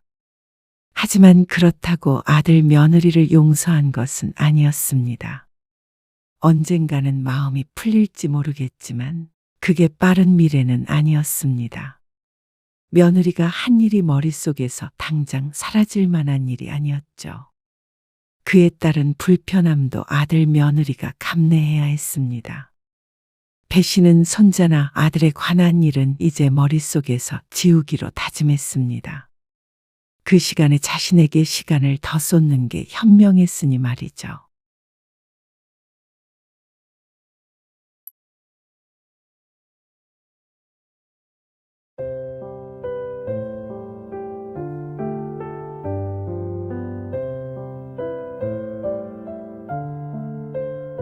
남 앞에서까지 나를 그렇게 깎아내려야 속이 시원해. 그런 뜻으로 한 말 아닌 거 알잖아요. 그럼 무슨 뜻으로 한 말인데? 그냥 당신이 집에만 있으니까 일 좀 했으면 해서 한 소리죠. 내가 퇴직한 지 1년이 됐어. 2년이 됐어. 아니, 내가 뭐 당신 욕을 한 것도 아니고. 그거 가지고 이래요? 너무 예민한 거 아니야? 예민. 평생 일해서 처자식 먹여 살렸는데 그런 소리 들으면 사람이 안 예민해져? 여보, 나 정년퇴직했어. 일할 수 있는 한 가장 오래 일하고 퇴직한 거라고. 그리고 퇴직하고 다시 돈 버는 게 쉬운 일인 줄 알아? 참나? 어려울 것도 없지? 남들 다 하는구만. 오늘 이야기 속 주인공은 62세 박영근 씨입니다. 그리고 그의 아내에 관한 이야기이죠. 박 씨는 퇴직 후 아내의 은근한 태도에 상처를 받았습니다. 그동안 수고했다고 말해주는 것은 잠시뿐이었고, 퇴직 후 박 씨는 그저 집에서 밥만 얻어먹는 백수 같은 존재가 되었습니다. 아내의 태도는 점점 변했습니다. 그러다가 남들에게 남편인 자신을 흉보는 것을 듣게 되었습니다. 다시 일할 생각은 안 하고 집에서 놀고 먹는다는 식의 그 발언을 듣고 박 씨는 놀라서 따지지도 못했죠. 농담으로 듣고 지나치기엔 그동안 아내가 박 씨에게 눈치를 준 것이 한두 번이 아니었습니다. 박 씨도 곧 다른 돈벌이를 해볼 생각이었지만 아내가 의욕을 꺾어버렸습니다. 돈은 자신도 얼마든지 벌 수 있다며 계속해서 박 씨를 무시하는 말을 하는 아내. 그래서 박 씨는 아내에게 그렇게 하라고 했습니다. 한번 벌어보라고 말이죠. 며칠이나 버틸 수 있는지 박 씨도 두고 보고 싶었습니다. 박 씨는 얼마 전에 퇴직을 했습니다. 그래서 지금은 집에서 쉬고 있었습니다. 퇴직 전부터 구상했던 일은 있었지만 아직은 본격적으로 시작하지 않은 상태였습니다. 1년 정도는 조금 숨을 돌릴 시간을 가지려고 했죠. 박 씨는 이른 아침 조용히 현관문을 열어 산책을 나섰습니다. 동네 한 바퀴를 도는데 40분 정도 걸렸습니다. 돌아와서는 현관 앞에 놓인 신문을 집어들고 거실 소파에 앉아 형광펜을 꺼내 중요한 기사의 줄을 그어가며 읽었습니다. 요즘 누가 종이 신문을 읽는다고. 그 모습을 보고는 아내가 핀잔 아닌 핀잔을 주었습니다. 아침 공기 상쾌한데 당신도 같이 좀 걷다가 오지. 아이고, 됐어요. 아침밥 해야 돼. 아침 좀 천천히 먹으면 되지. 배고프다고 하지나 말던가? 입을 삐죽거리는 아내의 모습을 보고 박 씨는 다시 신문으로 고개를 돌렸습니다. 점심시간이 되자 박 씨는 습관적으로 TV를 켜고 뉴스를 틀었습니다. 그리고 아내는 질색을 했습니다. 아침에 신문 봤으면 됐지. 뉴스를 또 틀어요? 뉴스가 뭐가 어쨌다고 그래? 아우, 소리 좀 줄여요. 대낮부터 정치니 범죄니 하는 얘기 듣고 싶지 않으니까.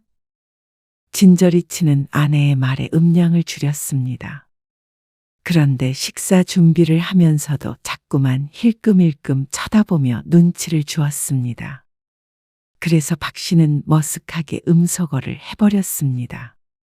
그런데도 아내는 투덜거리는 것을 멈추지 않았습니다. 당신은 오늘 약속 있다고 하지 않았어요? 아, 이따가 저녁에. 그러면 저녁밥은 먹고 들어와요? 글쎄, 아마도 그러지 않을까 싶은데. 어지간하면 먹고 와요. 왜? 나는 그냥 대충 챙겨 먹게. 당신 오면 국 끓이고 해야 되니까. 뒷말은 생략이 됐지만 귀찮다는 말이 하고 싶은 것 같았습니다. 박 씨도 집에 앉아서 삼시세끼를 얻어먹는 게 눈치가 보이긴 했습니다. 박 씨는 슬그머니 소파에서 일어나 부엌으로 갔습니다. 뭐 좀 도와줘? 그러자 아내는 도마 위에 놓인 채소를 툭 치며 말했습니다. 그거나 좀 썰어봐요. 그 말에 박 씨는 엉거주춤 어설픈 포즈로 양파를 조금씩 잘랐습니다. 모양도 삐뚤빼뚤하고 크기도 일정하지 않았지만 그래도 최선을 다했습니다. 이 옆으로 좀 비켜봐요. 걸리적거리지 말고.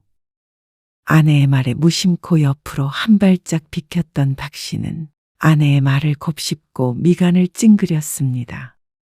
걸리적거리지 말라고? 아니, 부엌이 좁잖아. 아, 그냥 당신은 앉아 있어요. 딱히 도움은 안 되니깐. 부엌에서 쫓겨나고도 기분이 그렇게 좋지는 않았습니다. 쓸모없는 사람 취급을 당한 것 같았습니다. 일만 하며 살았으니 당연히 부엌 일이 서툴 수밖에 없었습니다. 집안일을 하더라도 실력이 필요 없는 빨래나 청소 같은 걸 했지 음식은 해본 적이 없었습니다. 하지만 아내의 말처럼 도움이 안 되는 것은 맞기에 현관 쪽에 묶어놓은 쓰레기 봉투를 집었습니다. 이거라도 해야 눈치가 안 보이지. 가만히 앉아 있다가는 또 눈총을 받을 것 같았습니다. 하지만 씁쓸한 마음은 여전했습니다. 이런 식으로 아내가 자신을 귀찮아하는 때가 종종 있었습니다. 할 일 없으면 나가서 밥이라도 먹고 오는 게 도와주는 거라는 식이었습니다. 당신 무슨 사업 구상 중이라고 하지 않았어요? 아내가 밥을 먹으며 물었습니다. 그렇게 거창한 거는 아니고. 좀 더 나이 먹어서까지 할 수 있는 일 찾아보려고 하지. 왜? 빨리 좀 시작해야 하지 않겠어요? 왜? 그냥. 언제까지 집에 있어요? 쉴 만큼 쉬었잖아요. 아직 퇴직한 지 몇 개월 되지도 않았어. 그 정도 쉬면 다 쉰 거지. 집에 있는 나도 좀 생각해줘요. 당신이 왜? 나도 할 일이 많은데 당신 밥 차리느라 시간 다 가는 것 같아. 아내의 말에 박 씨는 밥 먹던 숟가락을 내려놓았습니다. 그러자 아내는 하던 말을 멈추고 방금 무슨 말이라도 했냐는 듯 열심히 밥 먹는 척을 했습니다. 밥맛이 뚝 떨어진 박 씨는 물만 한 잔 마시고 일어났습니다. 왜 먹다 말아요? 입맛이 없어. 아내는 박 씨와 함께 집에 있는 시간이 힘든 듯 했습니다. 이렇게 한마디씩 할 때면 많은 생각을 하게 했습니다. 박 씨는 은퇴 후에 아내와 같이 집에서 함께 TV도 보고 맛있는 것도 해먹고 그렇게 편히 쉴 생각을 해왔었는데 그런 걸 원한 건 박 씨뿐인 듯 했습니다. 그러던 어느 날이었습니다. 주말에 우리 집에서 모임하는 거 알죠? 알어. 근데 왜 우리 집에서 해? 나가서 먹지. 지난번에 선희 언니네서 먹었잖아요. 이번엔 우리가 대접해야지. 음식해야 하잖아. 당신 힘드니까 그냥 시켜서 하자, 그럼. 에이, 어떻게 그래요? 그러면 흉보지. 그럼 내가 장 봐올게. 뭐 사와야 하는지 좀 적어줘. 박 씨는 아내를 적극적으로 도와주기 위해 노력했습니다. 적어주는 목록을 가지고 집 앞 마트에도 다녀오고 약속 날 전에는 집 전체를 청소했습니다. 그래도 남들이 와서 신경 쓸 텐데 안 그래도 요즘 예민한 아내에게 부담을 주기가 싫었습니다. 그렇게 토요일 점심 부부 동반 모임을 같이 하는 두 부부가 박 씨의 집으로 방문했습니다. 아내는 아침 일찍부터 분주했고 박 씨도 할 일이 무척 많았죠. 어머나, 무슨 음식을 이렇게나 준비했어? 집사람이 아침부터 열심히 만들었어요. 아이고, 와이프 자랑은? 오랜만에 집안이 북적거렸습니다. 여섯이서 즐겁게 식사를 하며 대화를 나눴습니다. 근데 낮부터 막걸리야. 운전은 어떻게 하게? 대리 부르면 되지. 주말인데 좀 편히 놀자. 요즘에 계속 이래요. 아, 직원이 있는데 자꾸만 자기가 나가서 일해. 나이 먹었으면 집에 좀 있지. 내 나이가 어때서? 20년은 더 일하지. 여기 선인애처럼 여행도 다니고 하면 얼마나 좋아? 여기는 일 안 해도 연금 따박따박 나오잖아. 그러다가 남자들의 일 얘기가 나왔습니다. 두 부부 중 하나는 교사 부부로 은퇴 후에도 연금이 많이 나왔고 가지고 있는 부동산도 있다고 아내에게 귀가 따갑도록 들은 적이 있었습니다. 그리고 또 한 부부는 사업을 하는데 직원이 10대 명이 된다고 들었습니다. 그리고 자연스럽게 화제는 박 씨에게로 이동했습니다. 아직은 집에서 쉬지. 쉴 수 있을 때 푹 쉬어. 다시 일 시작하면 이때가 제일 좋다고 할걸? 아이고, 아내 무서워서 얼른 다시 나가야죠. 서로 웃으며 농담을 주고받으며 식사를 이어갔습니다. 술이 한두 잔 들어가니 남녀 무리가 나뉘었습니다. 남자들은 앉은 자리에서 계속해서 막걸리를 마셨고 여자들은 조금 앉아 있다가 허리가 아프다며 거실로 가 소파에 나란히 앉았습니다. 과일을 먹으며 수다를 떨겠다고 했죠. 막걸리 더 없어. 조금만 사놨는데 잠깐만 금방 가서 사올게요. 박 씨는 한창 떠들던 중에 잠시 자리에서 일어났습니다. 그러고 나서 마트에 들렀다가 들어왔죠. 그런데 거실에서 여자들이 하는 소리가 들렸습니다. 나는 부럽기만 한데. 연금 있지, 사업하지. 우리는 퇴직금밖에 없네. 그래도 진짜 성실하게 회사 다녔잖아. 그러면 뭐해? 앞으로 다시 돈 벌어야죠. 남은 인생이 긴데 벌써 퇴직했으니까. 그럼 요즘 집에서 쉬고 있다고? 그러니까 내가 미칠 노릇이라는 거지.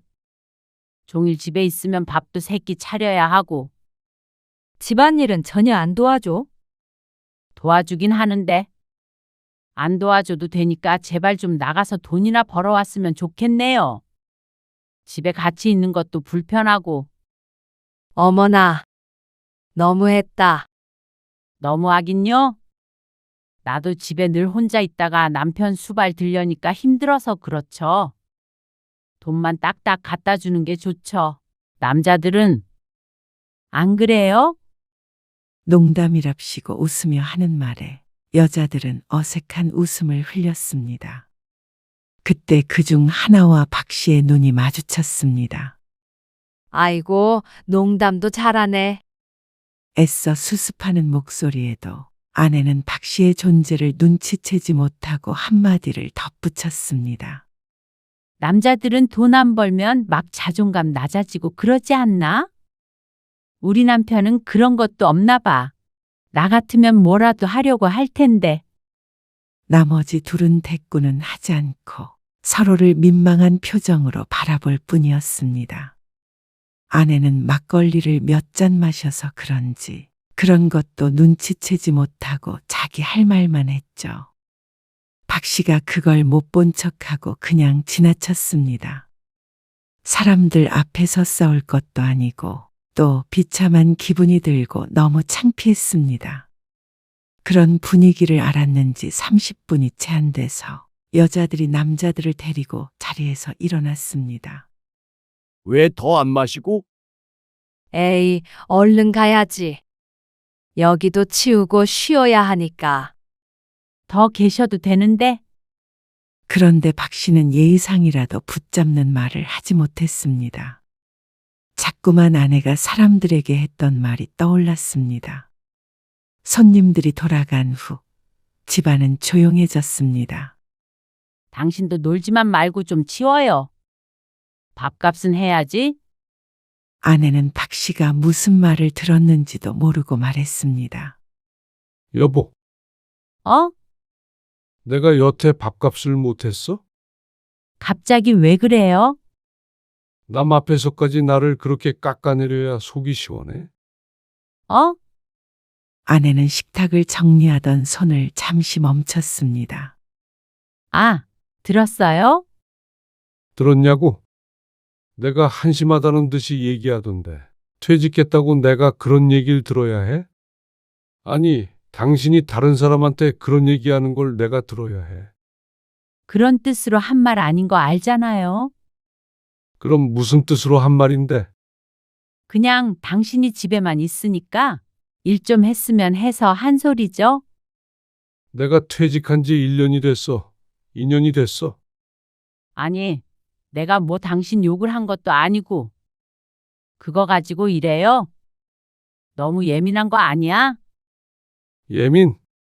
평생 일해서 처자식 먹여 살렸는데 그런 소리 들으면 사람이 안 예민해져? 나 정년 퇴직했어.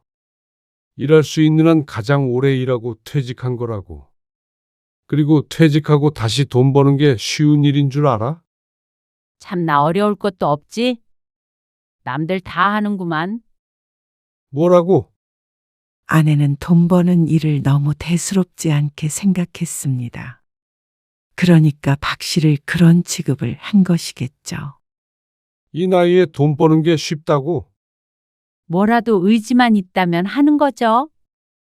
당신은 애초에 하려고를 안 하는 거고. 집에 있으면 삼시세끼 차려서 대령해주고 얼마나 편하겠어? 기가 차서 말이 안 나왔습니다. 당신은 당신 힘으로 돈 벌어봤어? 쓰는 건 쉽지. 박 씨도 참지 못해 한 소리를 하자 그 말에 기분이 상한 모양이었습니다. 당신이야말로 내가 주부라고 무시하는 거 아니에요. 지금? 그러면 당신도 그런 말을 하지 말아야지. 집 분위기가 엉망이 되었습니다. 서로 헐뜯지 못해서 안달이 난 듯 했습니다.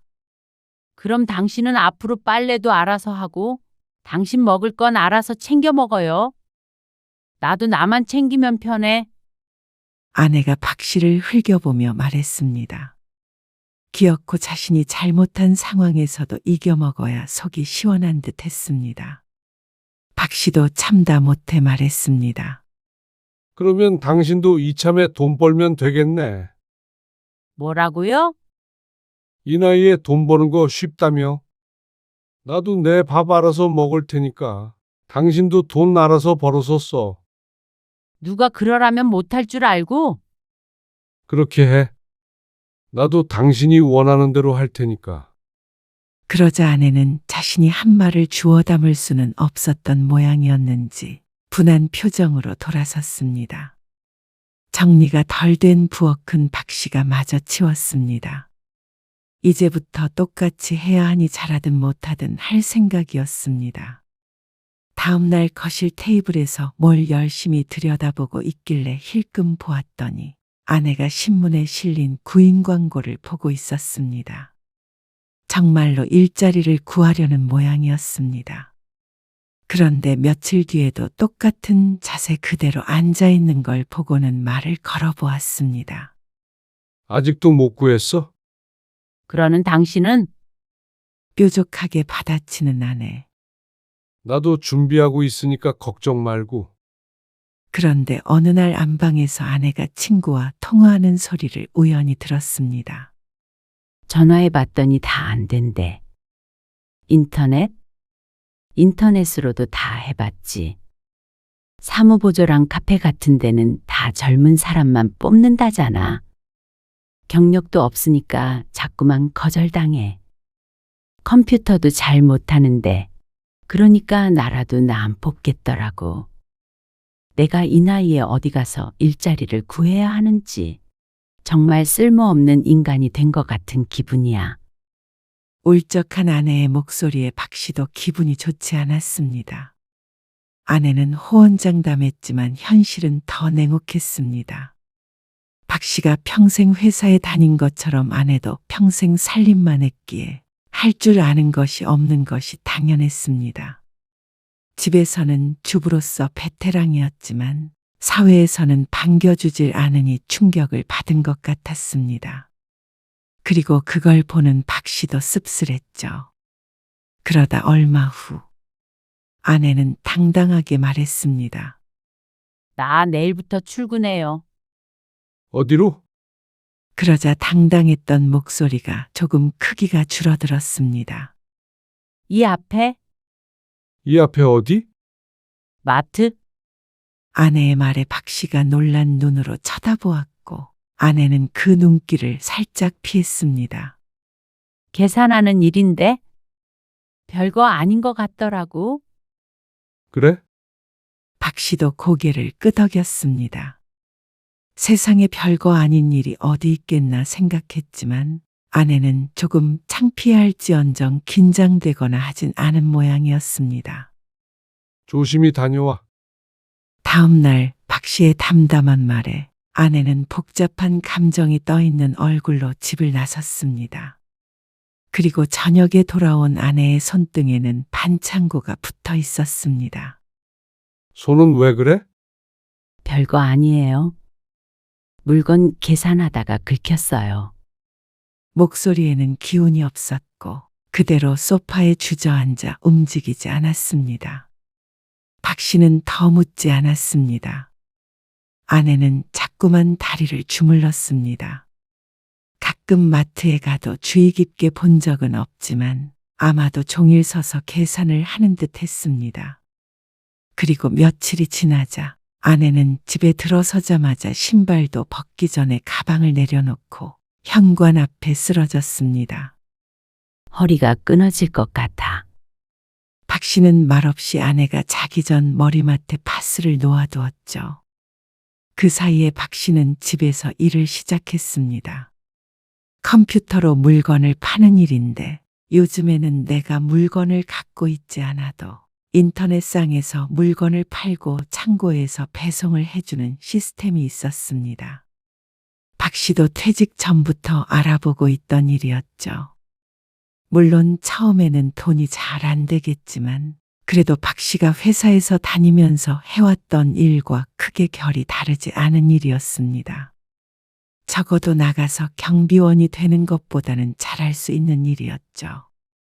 아내는 정말로 박 씨의 밥을 차려주지 않았습니다. 아침에도 혼자만 간단하게 차려 먹고 나갔고 저녁에 와서도 혼자 먹고 치워버렸습니다. 빨래도 자신의 옷만 했고 말이죠. 박 씨도 불평하지 않고 홀로 간단하게 밥을 챙겨 먹었습니다. 할 줄 아는 게 많지 않다 보니 늘 메뉴는 비슷비슷했지만 그래도 의미가 있다고 생각했습니다. 이제 회사원도 아닌데 아내 없이도 뭐라도 해먹을 줄은 아는 게 좋았으니 말이죠. 그리고 그게 결코 쉽지는 않았습니다. 장도 스스로 봐야 했습니다. 아내는 딱 자신이 먹을 만큼만 사서 해먹었기 때문이었습니다. 냉장고에 먹을 게 떨어져 집 밖을 나섰습니다. 가장 가까운 마트로 자연스럽게 향하다가 걸음을 멈췄습니다. 아내가 마트에 있기에 다른 곳으로 가는 게 좋으려나 생각했죠. 그러다가 궁금하기도 하고 먼 곳은 차를 타고 가야 해서 다시 발걸음을 옮겼습니다. 입구가 2개라 뒷문으로 들어갔는데 계산대 쪽은 잘 보이지 않았습니다. 주머니에서 쪽지를 꺼내서 적어온 것들을 하나 둘 찾으며 장바구니에 넣었습니다. 간단하게 먹을 수 있는 음식이 대부분이었습니다. 제대로 된 집밥을 먹은 지도 꽤 되었죠. 그러고 나서 계산대에서 줄을 서는데 익숙한 옆모습이 멀리서 보였습니다. 박 씨는 아내가 계산하고 있는 곳이 아닌 2칸 떨어진 곳에 섰습니다. 모든 줄이 길게 늘어서 있었고 앞쪽에 있던 손님이 인상을 찌푸리며 말했습니다. 아, 아줌마! 그거 빨리 좀 해요. 그래가지고 오늘 안에 계산하겠어. 아, 제가 아직 좀 서툴러서요. 그럴 거면 집에서 밥이나 하지 뭐하러 나와 있어? 남자의 말에 박 씨가 발끈하려던 걸 참았습니다. 요즘에도 저렇게 막말을 하는 사람이 있나 보다 싶었습니다. 얼굴이 빨개진 아내는 당황해서 더욱 느려졌습니다. 저리 비켜보세요. 일단 제가 할 테니까 옆에서 서서 좀 배워요. 며칠이 지났는데 아직도 못해요? 이건 머리만 있으면 다 하는데. 그리고 다른 직원인 듯 보이는 여자가 신경질적으로 말하며 아내를 어깨로 슬쩍 밀었습니다. 2어 걸음 물러난 아내가 입술을 꼭 깨물고 서서 계산하는 걸 지켜보고 있었는데 얼굴이 여전히 시뻘갰습니다. 박 씨는 장바구니에 들었던 물건들을 다시 되돌려 놓았습니다. 그리고 아무것도 사지 않은 채 조용히 발길을 돌렸습니다. 아내가 자신에게 이런 모습을 보여주고 싶지 않을 것 같았습니다. 낯선 사람들에게 핀잔을 듣고 있는 모습이 안쓰럽기도 하고 씁쓸하기도 했습니다. 박 씨는 그날 이후 차를 타고 멀리 마트를 다녔습니다. 그런 그를 아내는 이상하다고 생각하지 않았습니다. 매일 저녁 지쳐서 돌아와서 대화도 제대로 해볼 시간이 없었습니다. 일은 할만해? 할만해요? 별로 어려운 일도 아닌데. 그렇게 한 달 후 아내는 처음으로 월급을 받았습니다. 월급 받았으니까 고기라도 사 먹지 그래? 고기는 무슨. 아깝게. 아내는 돈이 아깝다고 중얼거렸습니다. 고기를 제일 좋아하던 아내가 변했습니다. 이 돈 벌려면 내가 몇 시간 서 있어야 하는데. 이어지는 말은 박 씨 들으라고 하는 소리는 아닌 듯 했지만 박 씨는 놀라웠습니다. 그러던 어느 날이었습니다. 박 씨의 아내는 며칠 출근을 하지 못했습니다. 물건을 정리하는 걸 돕다가 허리를 다쳤다고 했습니다. 아니, 계산만 하면 되는 거 아니었어? 물건을 왜 옮겨? 그게 그렇게 단순한 일인 줄 알아요? 손 비면 이것도 하고 저것도 하는 거지. 그래도 몸은 아껴야지. 마트에서 계산하다가 허리를 다쳐오는 사람이 어디 있어? 잔소리 할 거면 나가요. 아내는 무척 속상한 것 같았습니다. 그리고 다른 사람들에게도 안 좋은 소리를 들은 것 같았죠. 아내는 한동안 허리를 짚고 다녔습니다. 그리고 어느 정도 나아서는 다시 출근을 했습니다. 아내는 점점 웃음을 잃어갔습니다. 하루가 고된지 머리만 뉘이면 잠에 들었습니다. 아침에는 늘 퀭해 보였고 말이죠. 그러더니 어느 날 말했습니다. 나 마트 일 그만뒀어요. 이제 그만하게. 아니, 식당에 취직했어. 요리해. 그건 아니고 아내는 갑자기 마트를 그만두고 식당에서 서빙을 하기로 했다고 했습니다. 백숙을 파는 식당인데 여름이 끝나가니 별로 안 바쁠 거라고 했습니다. 그런데 그날 이후로 아내는 더욱더 녹초가 되어 돌아왔습니다. 근무 시간도 11시부터 9시까지라서 쉴 만한 시간은 자는 시간밖에 없었습니다. 그거 뚝배기에다가 나오는 곳 아니야? 그 무거운 걸 서빙하는데 그럼 병이 안 나고 배겨? 아내는 자다가도 끙끙 앓았습니다. 아직 날이 더워 장사가 여전히 잘 되는 모양이었습니다. 그런데도 아내는 고집스럽게 출근을 했습니다.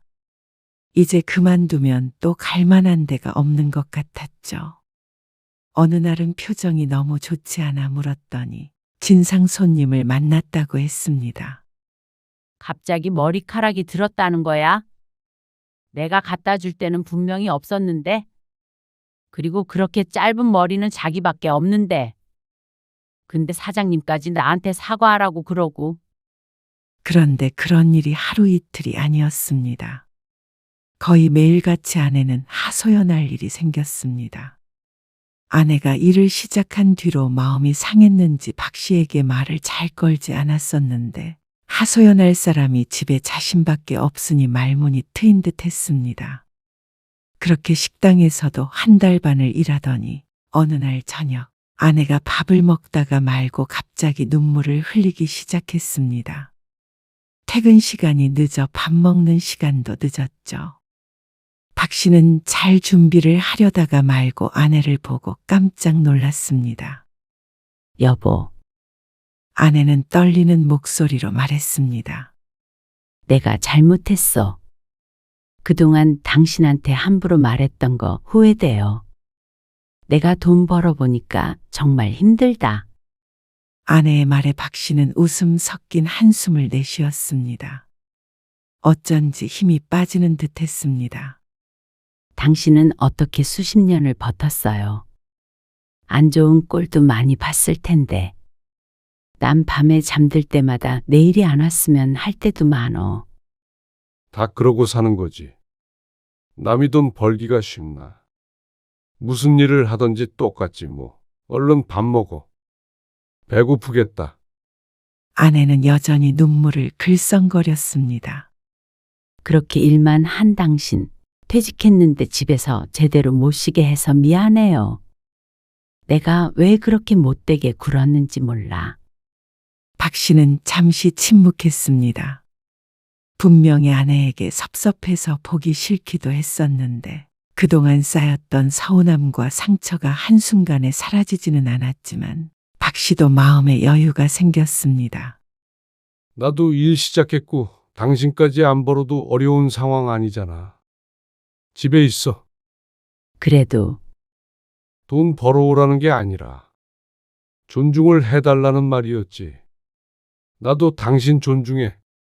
그동안 내가 일한 만큼 당신도 집에서 고생 많았잖아. 애들 키우고. 여보, 나도 3달 동안 밥을 너무 허술하게 먹어서 그런지 당신이 해준 밥 그리워. 아내는 고개를 숙였습니다. 박 씨는 그런 그녀를 탓하지 않았습니다. 박 씨도 마음이 안 좋던 참이었습니다. 언제까지 하나 두고 보자는 오기가 있었기에 말리지 않았던 것이지 아내가 괴로운 걸 즐긴 적은 없었죠. 당신은 이제 집안일 아무것도 하지 말아요. 밥도 해주고 빨래도 하고 청소도 하고. 됐어. 같이 해. 아내는 월말까지 일하다 그만두었습니다. 아내는 좀 더 일하겠다고 했지만 박 씨가 말렸습니다. 아내까지 일을 하니 서로 대화할 시간도 없었고 경제적으로 좀 더 여유는 있을지언정 행복하지 않았죠. 남은 인생은 서로 위하며 살자. 그 후로 박 씨와 아내는 예전보다 훨씬 서로를 이해하게 되었습니다. 아내는 다시 집안일을 맡았고 박 씨의 온라인 사업도 점점 궤도에 올랐습니다. 그래서 박 씨는 사무실을 얻어나갔습니다. 생활과 일의 공간이 구분되는 게 박 씨에게 그리고 아내에게도 더 좋았습니다. 아직 대단히 성공했다고는 할 수 없었지만 남은 인생 배골코 살지는 않을 것 같았습니다. 저녁 식탁에서는 서로의 하루 이야기를 나누며 웃음소리가 끊이지 않았죠. 여보, 오늘 뭐 먹고 싶어요? 당신이 해주는 건 뭐든 맛있지. 내가 하는 것보단. 두 사람은 이제 서로의 노고를 진심으로 인정하고 감사해했습니다. 오히려 이전보다 훨씬 가까워진 듯 했죠.